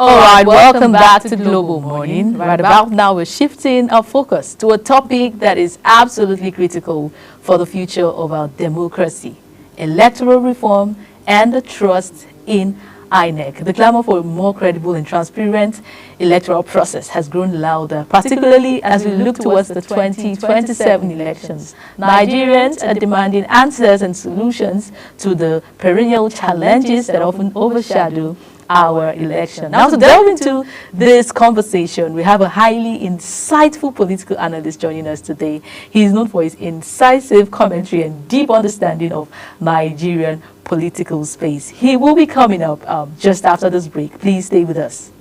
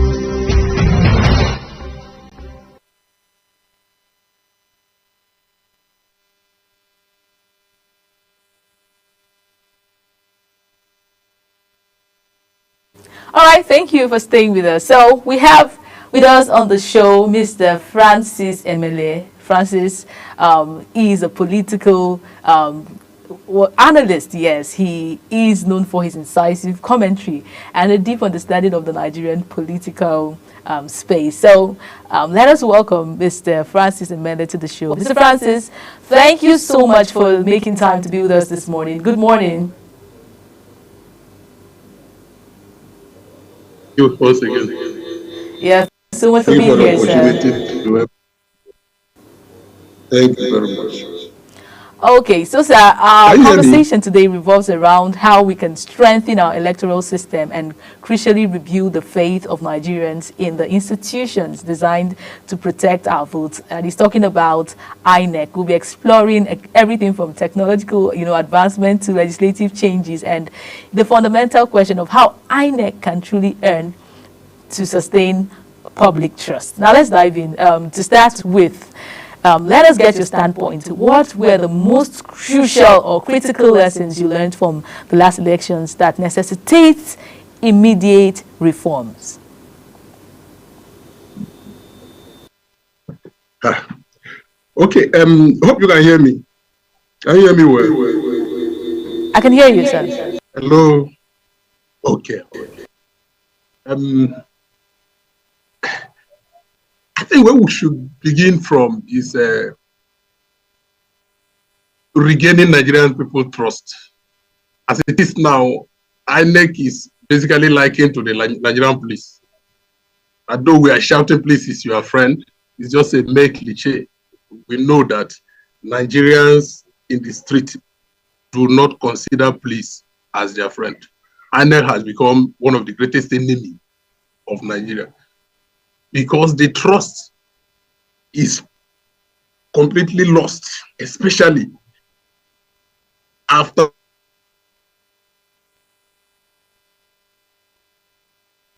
it cannot be rebuilt. But there are areas that INEC need to begin with, especially trust, rebuilding their trust by making sure that election is transmitted accordingly. However INEC set the target, however, whatever point they made before the election, let them just make sure Nigerians, at least the generality of Nigeria or majority of Nigeria, see them as truly representing what they say or having done what they said before election. Last year election or last general election, we all know that the hope was high. Tension was high. Everybody, many people wanted to vote. There were a lot of Nigerians who never voted before. simply because they believe that INEC promised to transmit the election through electronics, which an average 21st century Nigerian believe is the most authentic. INEC as well believed it, and INEC failed. So of course we know we are going to have terrible apathy if INEC did not rise up to reassure the populace that they are going to go back to what they promised prior to the last general election. So where we are going to start is from reassuring Nigeria. Because I think they have assured us before. So do we hope on their reassurance as Nigerians? But I know you're talking from the view of INEC. So do you think it was a question of assurance? Is there another thing they have to do? Because for me, I don't think it's a problem. I don't think it's an issue. There's an issue with the assurance. They have been assuring us. What do they do next? Practical steps. Okay. I think the practical step would have been to have demonstrated that whatever is error, whatever they claimed to be error during the last general election has been corrected, but they have not done so. We saw the election in Edo. So there's still going to be an election before the general election. For them to apply what they told us they would apply, what they told us they would do, for people to see it as it has been applied, not they tell us they did it, for us to see it. You know, there's no how you can deceive everybody. In fact, you can't even deceive majority. For people to have seen it. So why I use assure, as I said in my first comment, is because at the end of the day, whatever they are going to do, whatever strategy they are going to employ, whatever thing they are going to do, still boils back, can still be summarized to that point of assurance. In the single point of, we are now sure that they are going to do what they promised. How are they going to achieve it? There are many ways. I can't say I don't know. There should be an acceptance from INEC that the error was made. Of course, they partially accepted it, but for the fact that they accepted the error and did not, and still announced the result, especially in the midnight, is what killed the passion of Nigerian people towards the election. And you know, the average Nigeria you see on the road now is a walking electoral apathy. Many people are not going to vote if things remain exactly the way they are going to be. There's supposed to be a massive, and INEC is supposed to collaborate with other bodies like a National Heritage Agency to embark on a massive enlightenment and acceptance too that they fought during the last election. That's the only way you can reduce people's confidence, people's willingness to vote. And also, INEC is supposed to start demonstrating that they have changed from the elections that will come before election, before general election. Of course, we still have some state elections that will come before the general election, like Anambra. So INEC is supposed to demonstrate it in such a way that people are convinced, not through propaganda, but through action and through result. Elections before, after the 2023 elections, some states have conducted elections. And have you seen any change? Have you seen any progress with INEC compared to the last elections? That's the last presidential elections that was held in 2023. Not at all. In fact, I think INEC has been silent within this time. Even our legislature has not done any real work to convince people that there is ongoing reform. Of course, the reform is not, we are not looking for ideas. They are already there, they are already tabled.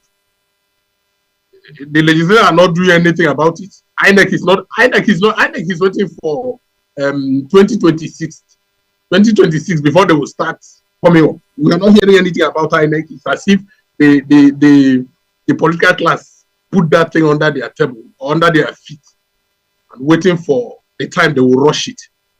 INEC is not doing anything. There is no education, there is no enlightenment, there is no apology, there is no remorse, there is nothing done in that regard. That's why I say in Nigeria you see on the road is a walking dose of electoral apathy. Many people don't want to vote. Almost I will not vote again. But you know, women are human. When they are offended, they can say something. But when they feel that there has been a change in the object of the offense, they can reverse. But INEC has not done anything.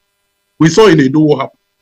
And we don't know what is going to happen in Anambra. And I think those states, one or two states to still have the election before the general election. INEC has not done anything to convince Nigeria. INEC is basically behaving like Nigerian police. Nothing has done. We've not seen it. If there is one, then let me see. Unfortunately, it's a reality. So on this, is there any way we can work independently, to enlighten Nigerians? When I say independent, I'm talking about political parties, those that will want to contest for the 2027 elections. Because it's looking like if you leave it in the hands of INEC, nothing will be done. So what are those measures that you can, one can put in place if you are, say, if you want to advise political parties? Now, what are those measures they can put in place? Because for me, there are some lapses I saw with some political parties, from maybe particularly the Labour Party. That was where I really took my notes. Some of their polling unit officers, that were on ground, they didn't have as much work, what do I call them now, manpower, registered manpower. Maybe they had influencers, they had people campaigning, clamoring for them on social media, but at the end of the day, it's not a social media affair. So organized official manpower, that is, for me, if you ask me, that is one thing I would recommend to political parties out there. But on your own part, what do you think that political parties can do independently to ensure that people are carried along, people are encouraged to vote in 2027? Because at this point, like you said, if you leave it for INEC, everything will still turn back the way it went 2027. Okay, in a place where what we have now is a dying opposition. A lot should have been done. Pressure should have been mounted. If it is to vote, a political party can easily can still try to, like Labour Party or some other political party, PDP and the rest, can still try and have people to come out. Of course, people will vote. It's a number that we are talking about. And you know that the less people vote, the more the potential for rigging evolves. So, political parties should rise up and tell people to vote, but there should be an object of conviction. What are you going to tell them? Yes, you made us to vote last time. I know what Joe Biden did. Former workers were not there. People rose up from themselves and represented Labour Party without necessarily being paid or assigned by anybody. It can still happen. But what's the conviction? The conviction last time was because INEC went everywhere making promises. We saw what happened in Chatham House. INEC was there, promised the whole world. They are going to engage in electronic transmission of election results, which was mimicked. It was just a mimicry of it. But they refused to use it.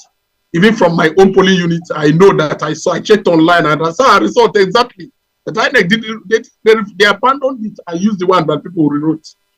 So the best the political parties would do is to convince their people to vote. But let's even look at Nigerian current situation. What particular political party are we really talking about? Is it Showore? I have less than 1 million votes. Or is it PDP that is in shambles? Is it Labour Party that is also in shambles? I think the only potent people you can really convince, you can call on, though not structured, is the obedient movement. How are you going to convince them? Because what they want to see is results. The obedient movement are willing any time to vote, and also APC people. But at a point where even convincing people to come and vote is not enough. It's to making them to believe that their result counts is enough. And is INEC ready to toe that line? No. It's not even being discussed in the National Assembly. INEC is not even putting ups there to explain to people or to carry people along until when it is 2026. Then they'll come with the same. I believe they will still come with the same thing because they've not made any effort to show us that things have changed. Of course, we know it's through act of legislation that the real change will occur. So the political party will definitely convince their people to vote. That will happen. But after voting, what happens? The conviction, will it be potent enough? Will it be effective enough if the people that count the votes that matters most are not doing anything about it? On that, I would say that is why it's important to have registered manpower, because there's an extent that volunteers can go. Do you understand? Even with the whole process of transmission, there is a place they will not be allowed to go to. They cannot follow, the offices, even to the, do I call it the local government, where they would go and do all the whole collation. So that is why it's important to have registered manpower. Volunteers will do great, but there is an extent they can go. And I don't know if you're aware of a bill that is currently being debated in the National Assembly to unbundle INEC, creating a separate body for political party registration and regulation, and potentially an electoral offense commission. Are you aware of that?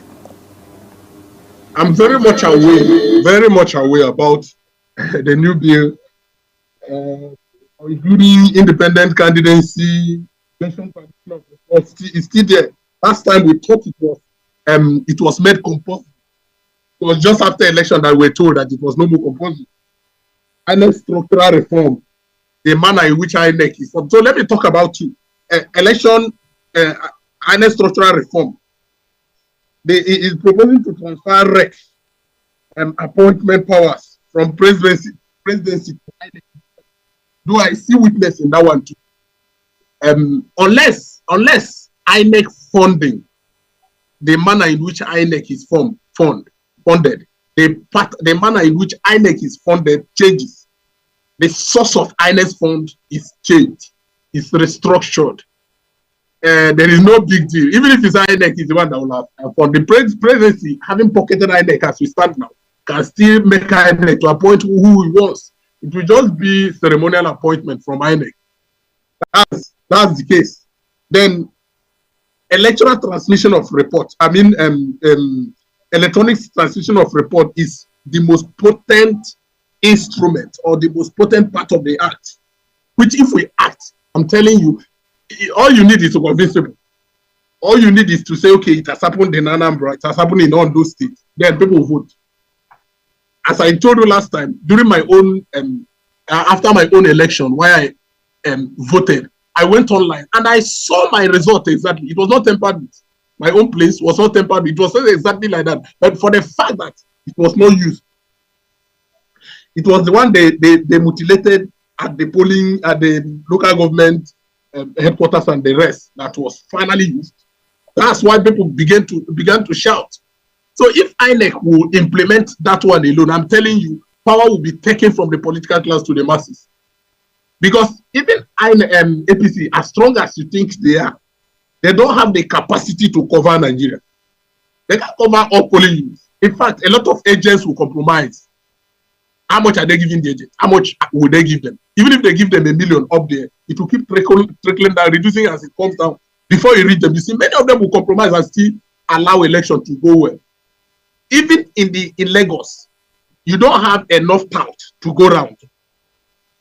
Yeah, forget what you see online. Enter the streets. How many are they? So if people believe that the election will be transmitted electronically, people will vote. That particular point alone, people will vote. And if there is a good representation of all political parties to the collation center, where it is extracted electronically and presented to the Nigerians, people will vote. Why won't we vote? So that's by the way for that one. Then other point in the bill is forget about compulsory voting. I know there's one they mentioning say compulsory voting. It doesn't make sense. There's also same day election across all offices. While it sounds cumbersome, I think it also makes sense to me personally, because I know others will definitely hold contrary opinions. We can actually hold it. It can actually happen.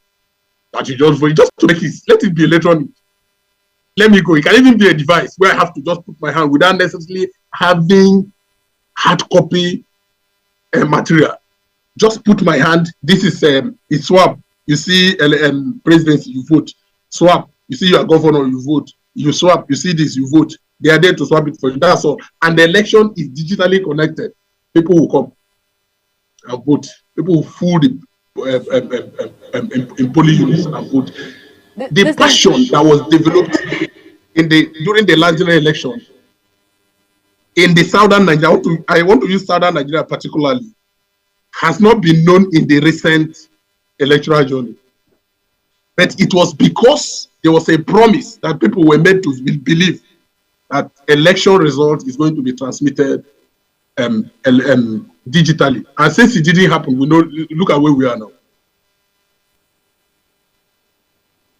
These things are not difficult, if you ask me. I don't know why our government seems to be backward on this technology. I think it's time we invite a tech, person here to come and enlighten them on how easy these things can be. But then let's move to the next question. The issues of election petition tribunal and the timeline for concluding appeals have also been contentious. It has been a contentious point. Do you support the proposed constitutional amendment to ensure all appeals are determined before elected officials are sworn in? And what would be the implication of such a change?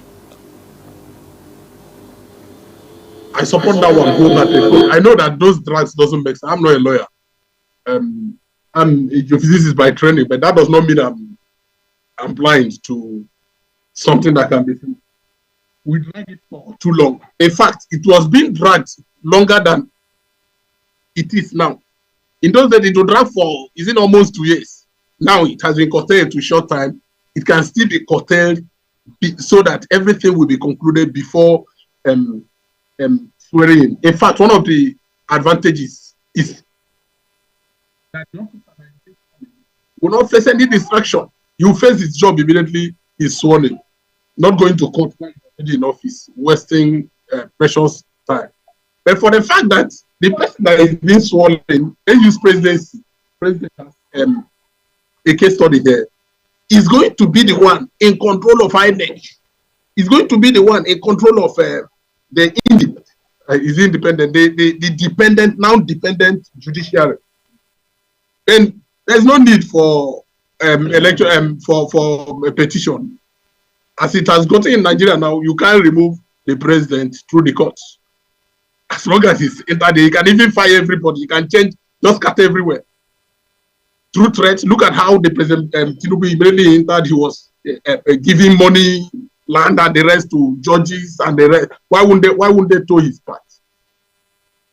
Why wouldn't they do work according to his dictate? And as predicted, they did. So it's very good. I support it wholeheartedly. So that within short time we are done. Everybody know where he is instead of waiting and let it be that it's another person that is in the office while this handle. The way Nigeria problem is now, Nigeria is structured currently. It's now as if the president is the judge to his own case, because by the time the judiciary is in the spam, of course, we are not even going to a point. We'll leave it for lawyers to be talking about why judiciary appointments are still from the presidency. Of course, you know the effect of it. So I support it wholeheartedly. Let every case be determined before swearing in, especially those offices in which the winner is going to be in control of the agencies that determine who win the case or not. Agency or arm of government. Presidency in Nigeria, let's not deceive ourselves, is in total control of the judiciary. So when president become enter office while judiciary determine his case, we know it's an aberration. Go to the next question. So beyond legal and technological reforms, what non-legislative measures can INEC undertake to actively rebuild public trust and transparency, especially in the lead up to 2027? If you were the INEC chairman right now, you get with all the zeal and zest, what would you do differently aside reassurance and all previous promises? What would you do differently this time around, because the world is evolving, right?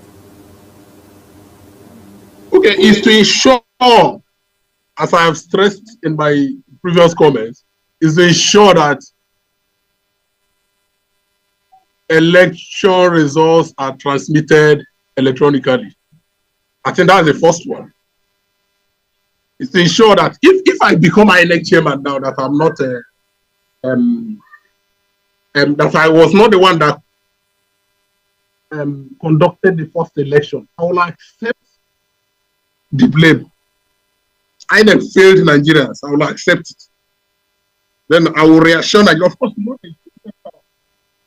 if there is limited power of INEC chairman, especially if you want to do something that's against, that requires, or you want to cause a change that requires legislation.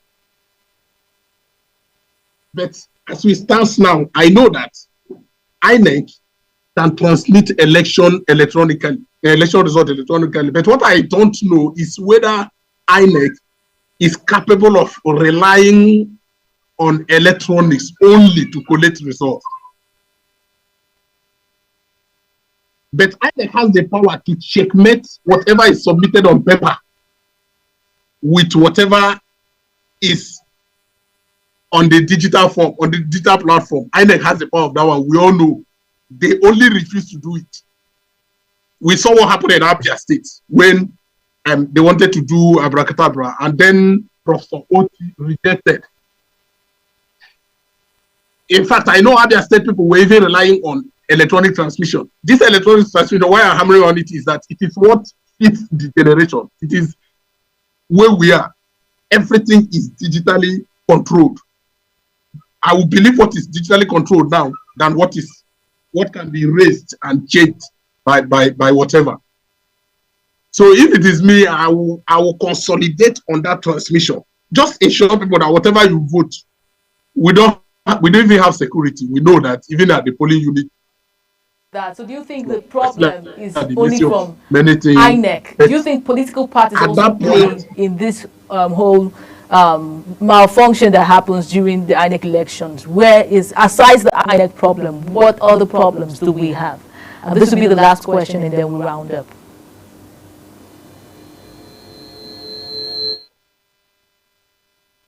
INEC is the umpire. Political parties will have their own problem. But am I going to be blaming political parties who want to win elections by all means? It's like asking why you think the problem is from the country.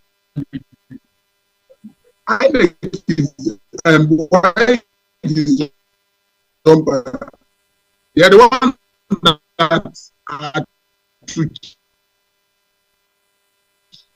are to checkmate candidates, to rig election chambers, to worship God, is to win election. In fact, there's cases of Humphrey Mosu.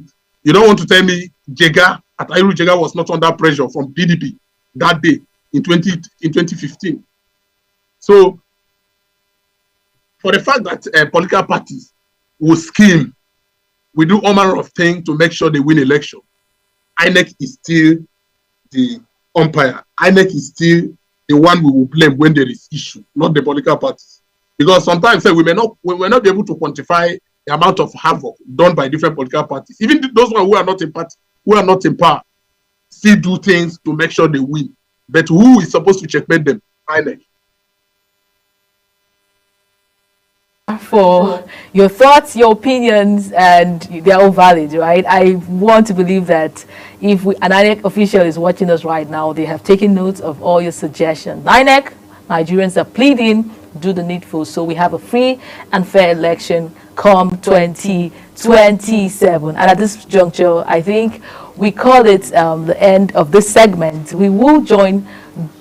Okay, we will be taking the international news next on the Global Morning. Please don't go anywhere. Stay with us.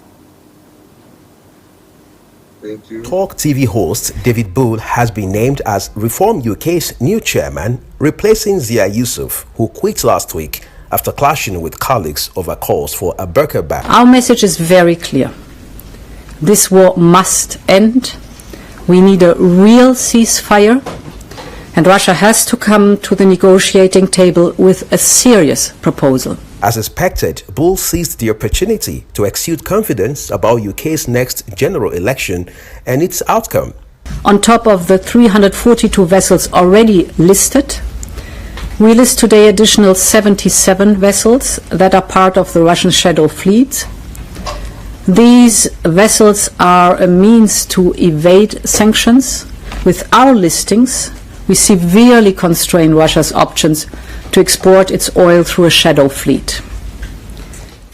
A long-term ally of party leader Nigel Farage, 56-year-old Bull has held several roles in reform, and its predecessor, the Brexit Party, but is best known for his work as a broadcaster. Elsewhere, the European Union has proposed lowering a price cap on Russia's global oil exports as part of a new package of sanctions over the Ukraine war. The move comes ahead of a G7 summit in Canada next week, where allies will push the US President Donald Trump to be more aggressive in punishing the Kremlin. I'm absolutely bowled over. I am thrilled. I am delighted to take up this position of chairman of Reform UK. It is the fastest growing political party this country has ever seen. It is an absolutely massive role, which you've heard from Zia. It's a huge role. I will take it up with vigour, determination, enthusiasm, and a smattering of trepidation. The EU Commission President says there is more punishment for the Kremlin. Officials have also stated that they would look to target some 70 more vessels in the shadow fleets of Aegean tankers used by Russia to circumvent oil export curbs.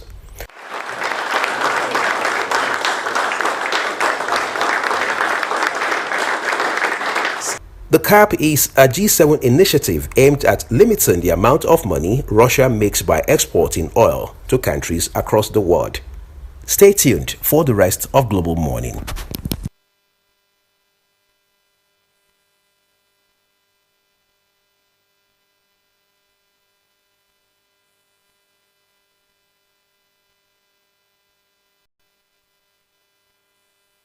AI is taking over the entire internet space. For many, they'll say that the disadvantage or the advantage of AI outweighs the disadvantage. How correct is all of this narrative? But I'm being joined right now by Samuel Nitwe, who is an AI expert, and we'll be talking about some great areas that tend to characterize AI even in Africa and by extension Nigeria. You're welcome to Global Morning, Nitwe. Good morning, Mr. Gori. All right, so let's look at all of this conversation around AI, and the recently we have the VEO 3 that has been introduced, and somebody will say that right now we are finished because it has come to, it will deprive a lot of people of their job, it will deprive parents of actual parenting, it will deprive content creators the ability to even think outside the box.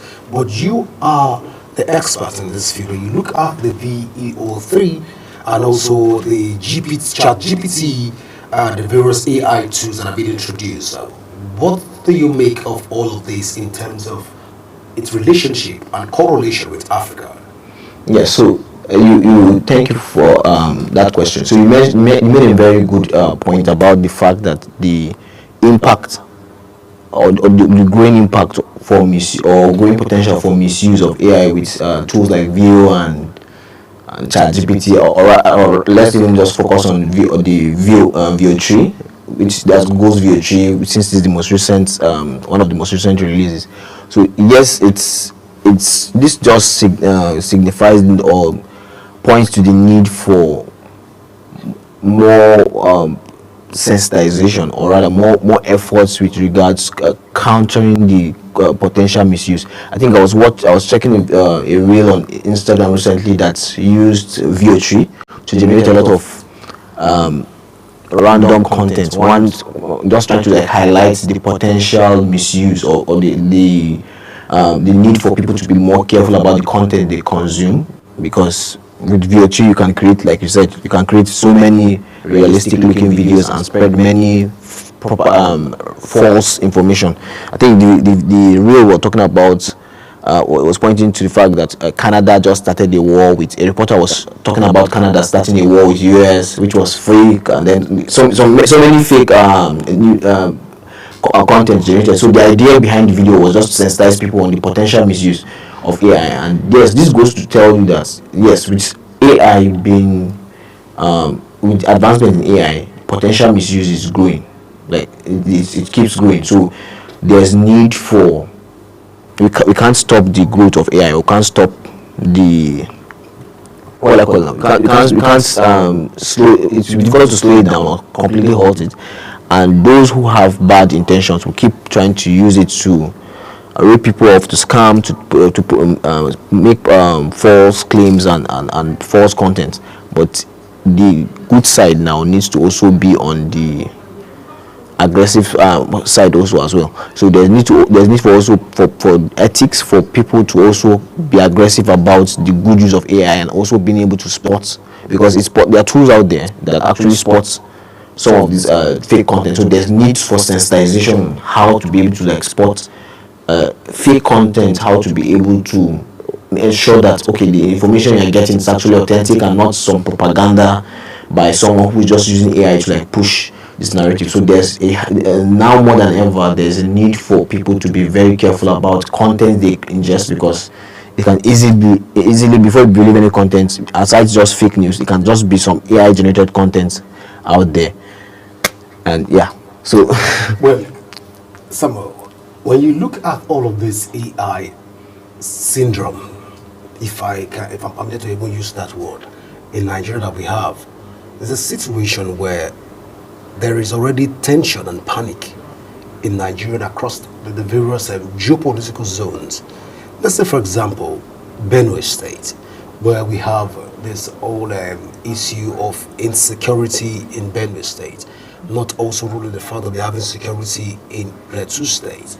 Now, this AI VO3 in the hand of the wrong person in Nigeria, or a random content maker that just want to generate traffic in order to make ends meet. If such an incident, if we have such a scenario where this content creator now decides to build on falsified information using a reporter or using whatever means, so I've seen a video where they built in such a way that it was built in such a way that the villagers were literally crying and calling for help. The VO3 can build anything as far as video is concerned and visuals are concerned, and people rely on visuals. If you have a situation like this where it heats up the tension, even in Benue and Makurdi, doesn't this VO3 spill more doom for Nigeria? And as such, we should be even talking about it's be relegated to the back door of inconsequential in the Nigerian digital space at the moment. Okay, so yes, so the issues you have raised are very practical, and they are actually very serious issues that need to be addressed. So, but when you look at the possibility, for instance, policies will only have limited effect on use of it, because, for instance, if VO3 is not illegal to work with, and many other AI tools that are going to be coming after this, because trust me, as we are talking about VO3, Google's competition, all those other companies are also actively working on other projects that will, in few months, be more impressive than what VO3 is even putting out there. So I like to look at it as a way, like thinking forward, such that we can't stop. We can't stop. Even if you ban VO3, people users would still find ways to still even if let's say VO3 is complete, it's officially like banned, which is not the case, because that's what you are facing with VO3 is mainly a misuse, because there are actually so many good uses for VO3 as well. So it's just that the potential misuse is beginning to sound very, very and can have catastrophic effect if not managed well. So the way forward, I would say, is to be very heavy on AI detection, right? So if you look at when ChatGPT came out, one of the first tools that happened was not academics pushing for the ban of ChatGPT, but seeing the need that, or seeing the potential that this could affect research, and if care is not taken, students will now start just generating very copy and paste, like just copy and pasting from AI. Imminent. Exactly. Yes. So, but what was the strategy that was taken to be able to like detect AI content? So if you look at the academic setting, and I believe that will actually help a lot. So you have AI detectors that are working with very good levels of accuracy and precision, right? So forcing, even though you can use AI to do research, it's now forcing researchers to be able to like still have to like do some work themselves, because AI can generate, AI can detect your content, and if you know that once the content is detected, it affects the quality of your work, that has forced researchers to be able to like to still have to like do the work, and then that has kind of like mitigated some of the issues. So with respect to generated content, you can't, these tools, it will be very difficult to completely block access to these tools, right? So it's we are entering a phase where the potential misuse of AI is going to keep growing, and the impact of unchecked AI will be also very, very catastrophic. But the way forward, I would say, is to be very heavy on detection. So if users can, for instance, let's look at X or Twitter. Twitter's approach to misinformation was not to like ban or like to like what I say like shadow ban the users, but you have like a community note under the this that tells you, okay, what you are saying is false, and then it gives you links to sources that you can verify the information. So you see, that way it kind of like embarrasses whoever is trying to like propagate. So if someone tries to propagate or push false news on Twitter, let's say for instance, you have like community notes that will try to like counter what you are saying, and then each reader is now able to like digest and assess the information for themselves. So once they see the source, they can either validate or discard whatever you are saying. So I think that can also be adopted to an instance with AI, such that when you have all this content, there needs to be an active push for detection. So most likely a solution, for instance, that maybe profiles very fake news, so that you can always validate. I would say, I won't say like, it might not be a very good comparison, but like a true caller for videos, right? So the way true caller works, you get to like spot when there's when you have scam numbers that scam and all those things. So like if you have like a database of like generated content where people can always get updated, and when any of these very tricky forms of news comes up, it can always be cross-checked against an AI detection solution. So you are able to spot videos that are generated with AI. So that way it kind of mitigates. So immediately you'll be able to like spot and say, okay, this is not authentic, this is not real, and that can be discarded. So that way, I feel that moving forward, that would be a very good approach to handling some of these cases, because like you said, it's very possible to just create fake news, and if you go back in history, like you see that fake news is not something that just started today.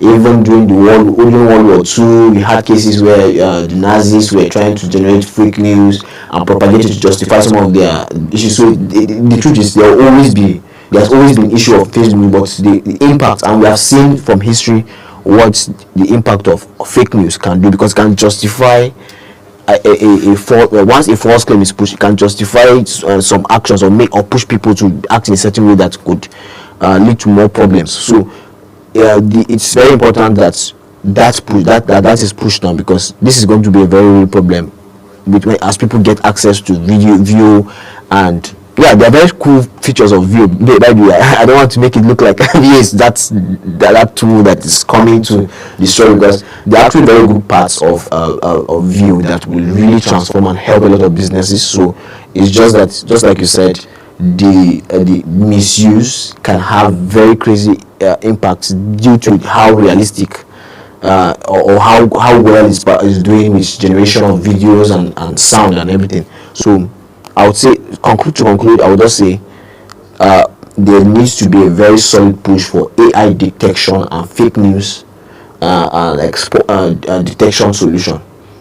Well, someone midway, the last part of that conversation was quite interesting, because it helped to cushion the fears That's what some of us are already having, knowing fully well that these AIs are not going to stop coming. Of course, you've said that a lot of companies are already working in order to bring in more advanced and sophisticated AI. Yes. That will even be more than what we're seeing right now in terms of VO3. Yes. And all of that. But at this point, viewers are curious. Is it not enough for us to just stay put and allow what we have to serve us for the next couple of years? Must we evolve in terms of technology as it stands right now, knowing fully well that the times that we're living, it's a very delicate time. There are rumors of wars everywhere. There are even cases of not just insecurity, there are famine in different communities across the world. There are also, poverty has become like a norm for most communities. You hear countries living below, 4 level below the poverty benchmark. And all of this AI, it might push people out of their jobs and make them to be jobless. Entrepreneurs are already struggling to meet up. Shouldn't we say at this point that enough is enough? AI should just pause so that we can focus on our lives and maintain the status quo and live. Then subsequently we can begin to improve on all of this. Yes. So I would say that it's unfortunately, AI, the advancement in AI will not stop anytime soon. And beyond, just like you said, it might seem like, okay, we have gotten to a point where, for some, it might look like, okay, we are going to a point where we have some tools, so shouldn't there be checks and shouldn't there be a hold? No, not even checks. Right now. Yes. So, but you see that it's the fight for innovation now. It's a lot, has a lot of factors. So you can on one end you can I would like to say, from my perspective, I would like to say it's also a fight for power. Okay. Right. So when you look at innovation what one of the driving forces behind civilization, advancement, technology has been a quest for global power. Let me put it that way. If you look at the trends in tech, you see that the a lot of advancement in tech are products of military research, which directly tells you it's like countries trying to have edge over, like basically trying to have edge over other countries, right? So, and even at points where it doesn't look harmless, or it's not necessarily a tool that is used to develop like military weapons or whatever. Like for instance, when you look at let's look at the Apollo race within USSR back in the 90s. Why was US so invested in sending a man to the moon? And why was Russia, like, when you ask yourself what drove some of these innovations, or what drove some of this race, like what was making some of them, or making them push? And then when you look at right now in this current time, why is China investing so much in AI? Why is US investing so much in AI? You see that? So I'm not even coming to the point where we're talking about like company competition, right? I'm talking about the nations now. So the advancement of a country will actually highly impact its influence on excellence, right? So so nations won't stop.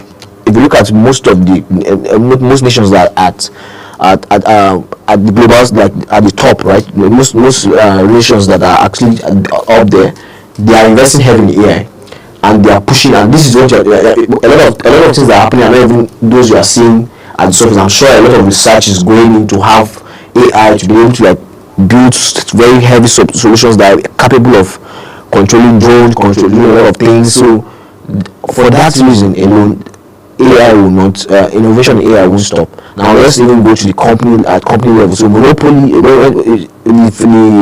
there's something called competition does. Competition creates room where everyone wants to outsmart the other. So Google, for instance, ChatGPT did something great, and shortly after that you had Gemini, you had DeepSeek, you had many other tools coming up to outsmart, to beat them, right? And when you look at for every feature that maybe ChatGPT brings out, Grok tries to beat it. DeepSeek tries to replicate that. Like you see, there's a competition. So this very for this very reason, I don't see AI or innovation in AI ever dropping, even when it should. Even when, like you said, even when there's regulations or you feel it's going to be halted. So I would say that for those who are scared, you can't fight outside the ring. So the best way for people who are very concerned about ethics and who are concerned about misuse would be to find ways to counter it by building products or building solutions that would also put checks. So, and you can see that in a lot of, because you can't stop those who are pushing for it. So, but if you want to like ensure good use, you try to make sure that you build solutions and think of ways that you can mitigate misuse, or make sure that misuse is spotted, or is spotted. Like for instance, the case where we have AI, like fake news detection. There are many other tools that you can use to combat the potential fears for misuse. But if you decide to stop, even when you decide to stop, the thing is, for instance, like when you talk about like AI being misused for, let's say, pornography, like for AI pornography, even if you stop news officially, already on ground, those who traffic, who go into unauthorized or illegal distribution of porn and all these crimes or these behaviors have been there before AI, before AI existed. So you see that even if you legally put policies that put this in place, it will stop this crime. People behind the scenes, people who want to misuse AI will still be working behind the scenes to build solutions that try to do that. So I would say a more proactive way to address some of these fears is to have people on the good side building solutions that will fight and combat the bad or the misuses of AI. Let me put it that way. Well, it's quite interesting talking about AI this morning, but then let's bring the conversation back home to Nigeria. Yes. People will say that once a thing gets to Nigeria, the tendency of it not being abused is very, very, of course you're already smiling. It's very high, the chances of it not being abused. It's if it's really low, I beg your pardon, it's very low that it's not going to be abused. Now, we've seen AI finding its way surreptitiously into the Nigerian border. And we've seen businesses trying to even adopt some of the tools being used on AI. Gen Zs are already talking about AI. As a matter of fact, they are at the forefront of championing the cause of AI invention in Nigeria. Now, can we now say that as a people, that AI has been more detrimental to us than it's been being positive to us as a people? Go with the fact that the level of people that read in Nigeria is gradually diminishing by the day. The level of creatives, even in Nigeria, is going down the drain. The level of persons in Nigeria that want to think outside the box is getting even thin by the day, due to the fact that a lot of people are AI glued. The sad part, again, is that most university undergraduates, largely to a very large extent right now, depend on AI and artificial intelligence, not the internet, but AI, in order to do their term papers, to do their book reviews, to do their projects, to do their thesis, and all of this.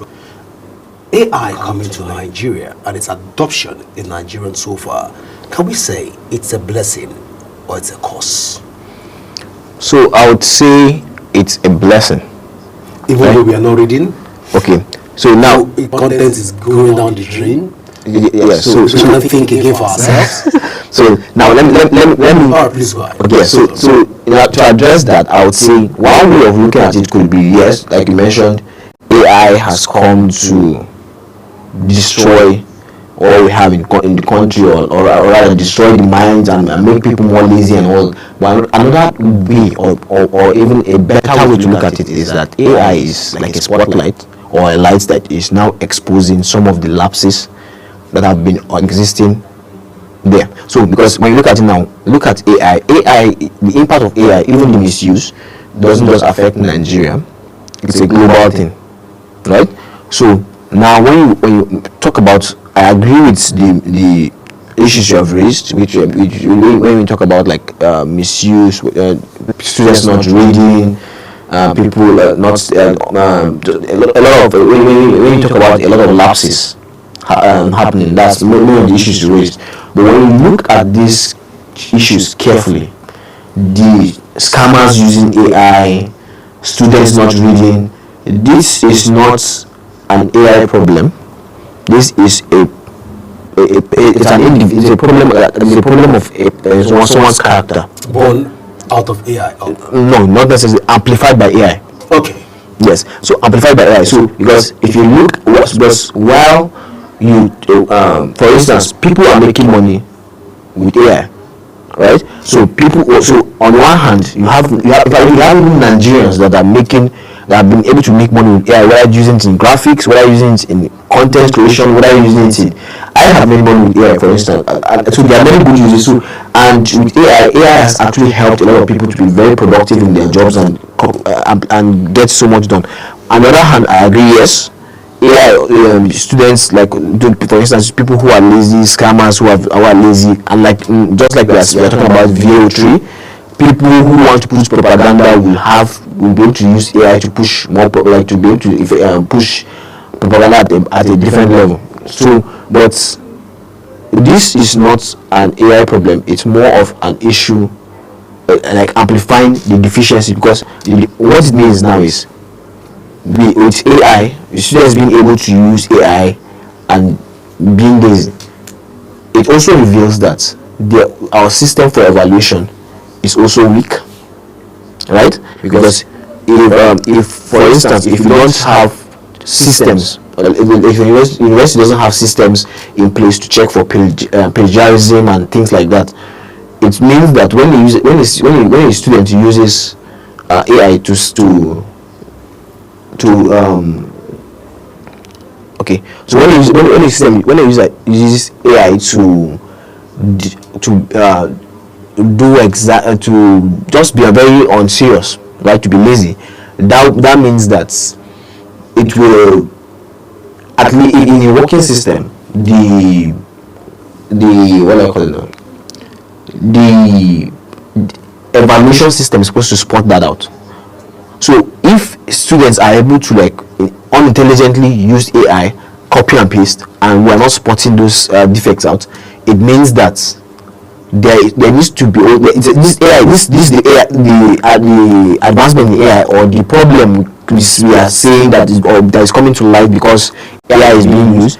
It's also revealing the need for evaluation systems to be upgraded. So a way to combat this, so when you look at scams, like when you look at every potential misuse of AI, that reveals an area that needs to be improved. So for scammers, it means that the bodies that are checking for that systems, that's like EFCC and bodies that try to the law enforcement that tries to catch scammers and all these things, it means they also have to be able to start looking at integrating AI solutions to detect those use of AI of scams or those potential areas where scammers are using AI to defraud people. That means they also need to upgrade their systems to be able to mitigate or to handle and counter whatever the scammers are working with. And therefore, the educational system, if students are being to use AI to defraud or to be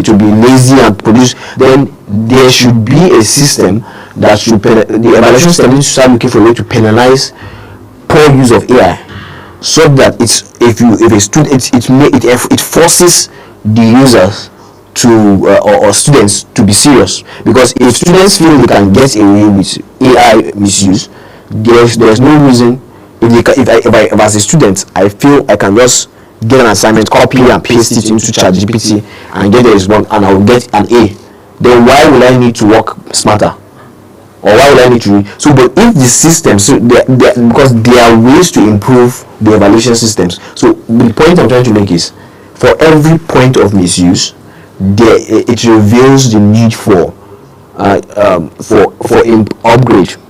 So because as development too, we can't stop the development, and we will not be able to stop AI. We can't stop students from tapping into AI. Even if you block access to AI solutions in schools, students will still have access to AI. AI, the tool is already out there. So the way forward, and a smart way forward, is for evaluation systems, law enforcement systems, every system for every area, news agencies, to build solutions that improve, that put into context the current advancement or the current issues we have on ground. So that's because, for instance, if you look before scams, if we are talking about like crimes, cybercrime came with the advent of the internet, and you can agree that law enforcement have put in a lot of work to be able to like catch crimes. Maybe in the 90s you don't have to deal with cybercrime, so you just have to do maybe robbery or just very traditional facing forms of crime. So, but as internet came, there was a need for like EFCC to come up with strategies to catch cyber criminals, and then also with every advancement in tech, there's a need to be able to have solutions that will help you catch up with whatever activities will come there. So moving forward, this means that for the media, for the news, for the media, for every single area that's affected by a misuse, is a call for these agencies or these bodies to start making solutions or looking at solutions that will help them to perform better, penalize this misuse of AI, most likely using AI as well, because AI catching AI. Yeah, so that's fair. Because if you look at, I would like to give an example. So, for instance, if you look at I don't want to go so technical, but there are a lot of areas where you can see two ends of the battle, or two ends of like it's like a tug of war, where those who, for instance, in web crawling, where you have those web crawling using AI to try to fool systems, to have to fool AI detection or bot detection systems that these are human beings, and then on the other end you have the companies like Cloudflare who are using AI on the other end to also try to evade, like spot robots. So there is each party it's like a fight or a tug of war, and each party is using AI to be able to optimize how better they do their job. So, and I believe that this can be applied everywhere. So you can use, so that I said AI is a tool. Every potential point of misuse view is not what is bad. The misuse is what is bad. So in order to check that, you still need to use AI to fight it. So it's almost like an AI, like you said, an AI fighting AI. Well, that mathematics of AI fighting AI is quite interesting mathematics. But then let's talk about the social impact of AI. Now, there is this app that came out at the time where it is more, or you can generate an AI picture of yourself, taking yourself to maybe 50 years from now. And another one that came out that can make you look as fresh as possible, and all of that. We've even seen app that can take me from here to somewhere else using the AI. There's one somebody did for me one time, and I was asking myself, are you sure this is me? Because I was in front of a Lamborghini. Yes. And maybe that's my future, because for now I don't have a Lamborghini. Yes. But then, what you do when those videos and pictures come out, a lot of people say that AI has further thrown more young Nigerians into a state of depression, and by extension, the number of suicide cases in Nigeria that is born out of AI has grown and risen astronomically. Now, these are allegations, but as a professional in this field, how correct can one say these assertions are? I would say it's not wrong, right? So I agree that, and this is not just AI. This is tech in general. So I always like to go back in time to like make comparisons and like so we just have a clear idea. So if you look at in the 90s, those who grew or finished university in the 90s, 80s, now what did life look like at that time? You can, when you finish school in the 80s, the world or Nigeria was not so connected at that time. So you use mailboxes to communicate. You are not seeing everybody's life in real time. So you are not like, unlike now. So when you finish, when you are done with university, now like in 2025 versus but let's say 1980. In 1980, you have the ignorance to be able to like focus on yourself. If you took you 10 times to maybe 10 years before you got a job or whatever, you're not so you're ignorant of what's happening in maybe your classmates, in your class with your friends, some of your friends, and you just get to know a little. Now this ignorance or this lack of connectedness kind of reduced. I would say depression was not a thing back then, but that's kind of like it's kind of like exactly. It's kind of like at that point it's kind of reduced. And you see now one of the leading causes of depression. At least I'm not a therapist. Yes. So, but I know like now when you're done with school, a typical youth now, you're done with school. The moment one of your friends, let me say, gets a job, maybe say with CBN or with let's say Microsoft, you get to see it on social media. That's official. Exactly. So you get to see that update immediately that week. You are seeing it's almost like you are seeing everybody around you progressing.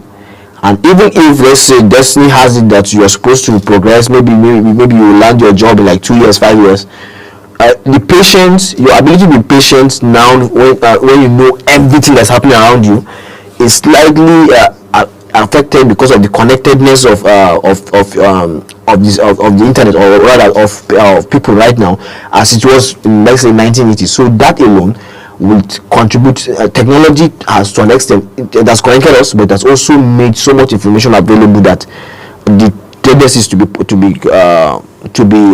depressed, as or the factors that adds to depression are very much available now. So with AI now, I'll say when you look at the impact of Instagram, social media, where you post some of your good moments and your friends see that and then get depressed, or you see someone's good moments, maybe someone had the opportunity to fly out and then now feel, wow, I haven't flown out, I haven't gone anywhere, and you start thinking about your life, or you see like so some of these nice moments that in the past you wouldn't have seen.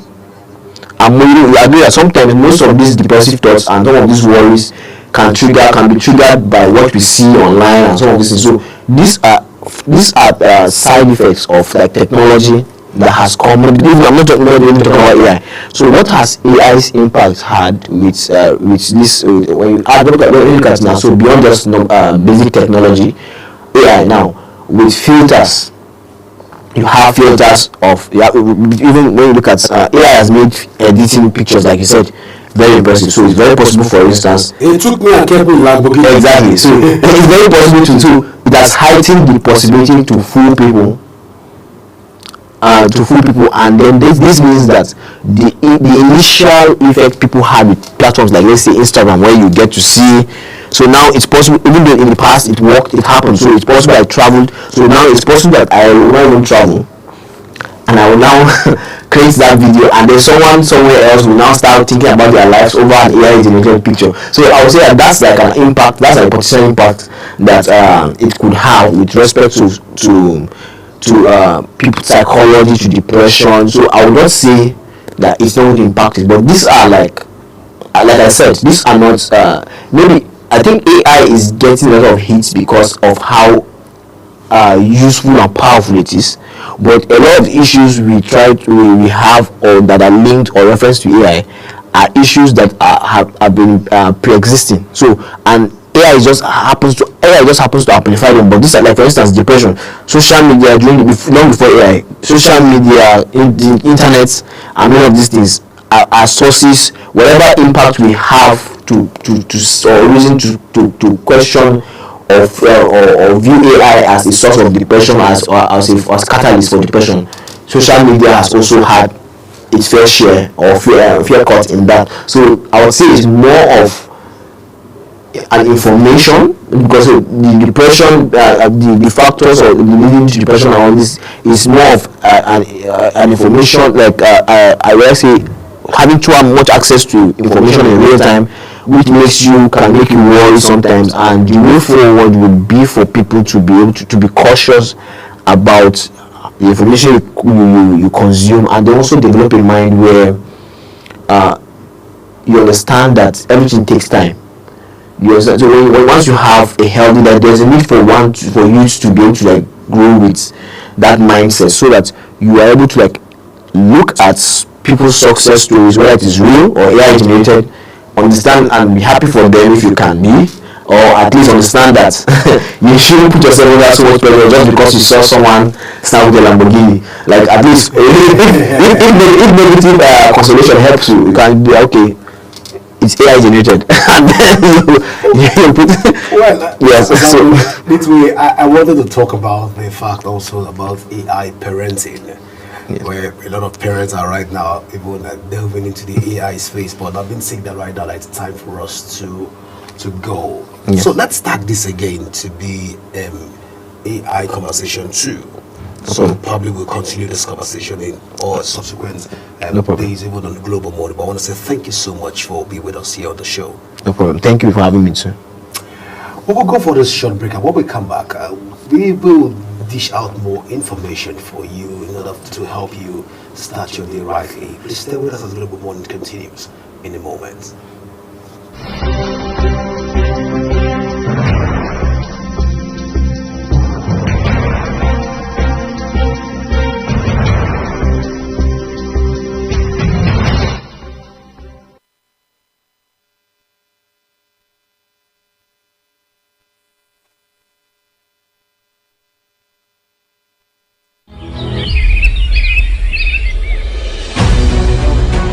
Global Morning is your top morning show here on Global Television. We bring you fresh news updates daily while delving into a variety of current affairs and topics.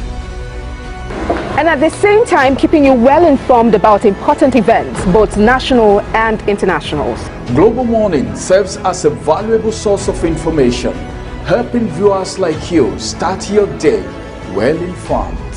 Stay connected from Monday through Sunday to a wide range of latest news making rounds on Global Morning. We're on the road to protest. And the president meets all of our demands.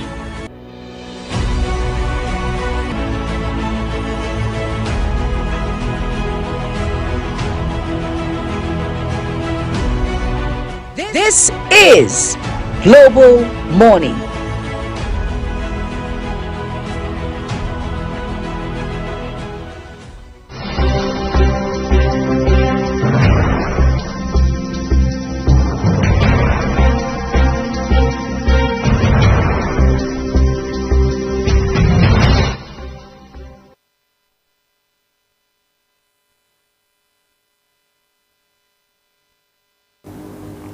Alright, welcome back. Now, before Sambo Nitwe even left the studio, we were trying to even talk about AI in terms of the parenting right now. Like I told him, I saw myself in a Lamborghini using an AI picture. I don't know how that came about. But then we've seen AI performing magic right now. But then I know that Priscilla Obasi is still a traditional mom. She is still trying to go the traditional means of parenting. I don't think that Priscilla will at any point want to even begin to use internet to control our children by sending text message or sending a tool for our son to be able to go to the loo or to the pool, to the toilet, to the restroom. I don't think so. I know she's still an African woman. So I might be wrong though. My 4-year-old uses ChatGPT. Okay, so maybe you are an AI mom. So, okay, sorry, you are a tech mom. AI has come to stay, so we all have to embrace it. Yeah. So what I was going to try to find out from Nitway is the fact that the disadvantage, even in Nigeria, when things come to Nigeria, the possibility of an abuse is infinitesimally very, very high. It is very high when it has to do with abuse. So I was trying to look at it from that angle. Now that AI has come, one day we will not hear that 600 people have died in a particular community. Meanwhile, the actual report is actually 3 people that died. Well, the whole buzz about AI would definitely calm down. It's just an initial, gara. It has come. Yes, exactly. It has come to stay, and with time, everybody will get used to it. And it becomes normal. So whatever you're getting to hear right now is because the whole thing is still new. It's in the air. So, but it's just like a child that was born in this generation where he has come to see phone. He doesn't see phone as a big deal anymore, right? In the next years to come, AI becomes a normal thing. Any child born in that generation, if your children in this generation don't even see it as a big deal. And I was even told that there is more innovation coming in from the AI space. And there are still other companies trying to work. And I was asking him, is it not enough? Somebody said, is it not enough that we should just stop where we are? Somebody said in the last generation, the way things change like after 10 years or after 3 years, you see something new. But now it's like every second, something new is popping up. Every second, you buy something new. And you just last week, you buy the phone. I bought the phone just, I think that was around February. I bought a phone around February. This is June. Just last week, I was told that's the updated version. That's the more reason I was trying to update my own version. So if you can even do some of the features. Yes. And funny enough is that the one that I have is even stronger and way even better than the updated version. Are you trying to encourage yourself? Well, except if he is a phone and nobody gives him a thumbs up, he gives himself a thumbs up. And he gives himself. The big lesson here is you don't have to be in the rush in life, right? Everything is here for you. So take your time. You don't have to do wrong things just to acquire stuff. Take your time. When is the right time, it will come to you. And when it's, my father used to say something. He said, before a man builds when a man has the money to build a house, that is when it's time to build that house. So most times I go to meet and say, please, this is the last opportunity I have. This thing is very cheap right now. Can you give me money? I say, no, it's not your time. It's when you have that money, that's when is the time. And when that time reaches, you will have, the best version of that thing available to you. Definitely your father was. Your father is very intelligent. Yeah. Of course, your father speaks like me. I know. I know. But my dear foolish, I know. Godwin is such a great, interesting call again. It's an interesting time when it was Global Morning. I'm sure you all have been entertained by Godwin. Well, this is how far we can go this morning here on Global Morning. I want to say thank you so much for being a part of the show. And of course, I know Priscilla also, I don't want to be a mouthpiece. So at least I'm going to sound like a familiar voice to her. Are you talking about my father? No, I never said that. It's a congratulatory message, Well, thank you so much, viewers, for still staying with us till this time. We believe that we've been able to make your day, your morning worth the while by ensuring that we bring you good content and also information that will help you start your day rightly. My name is Godwin Sunday.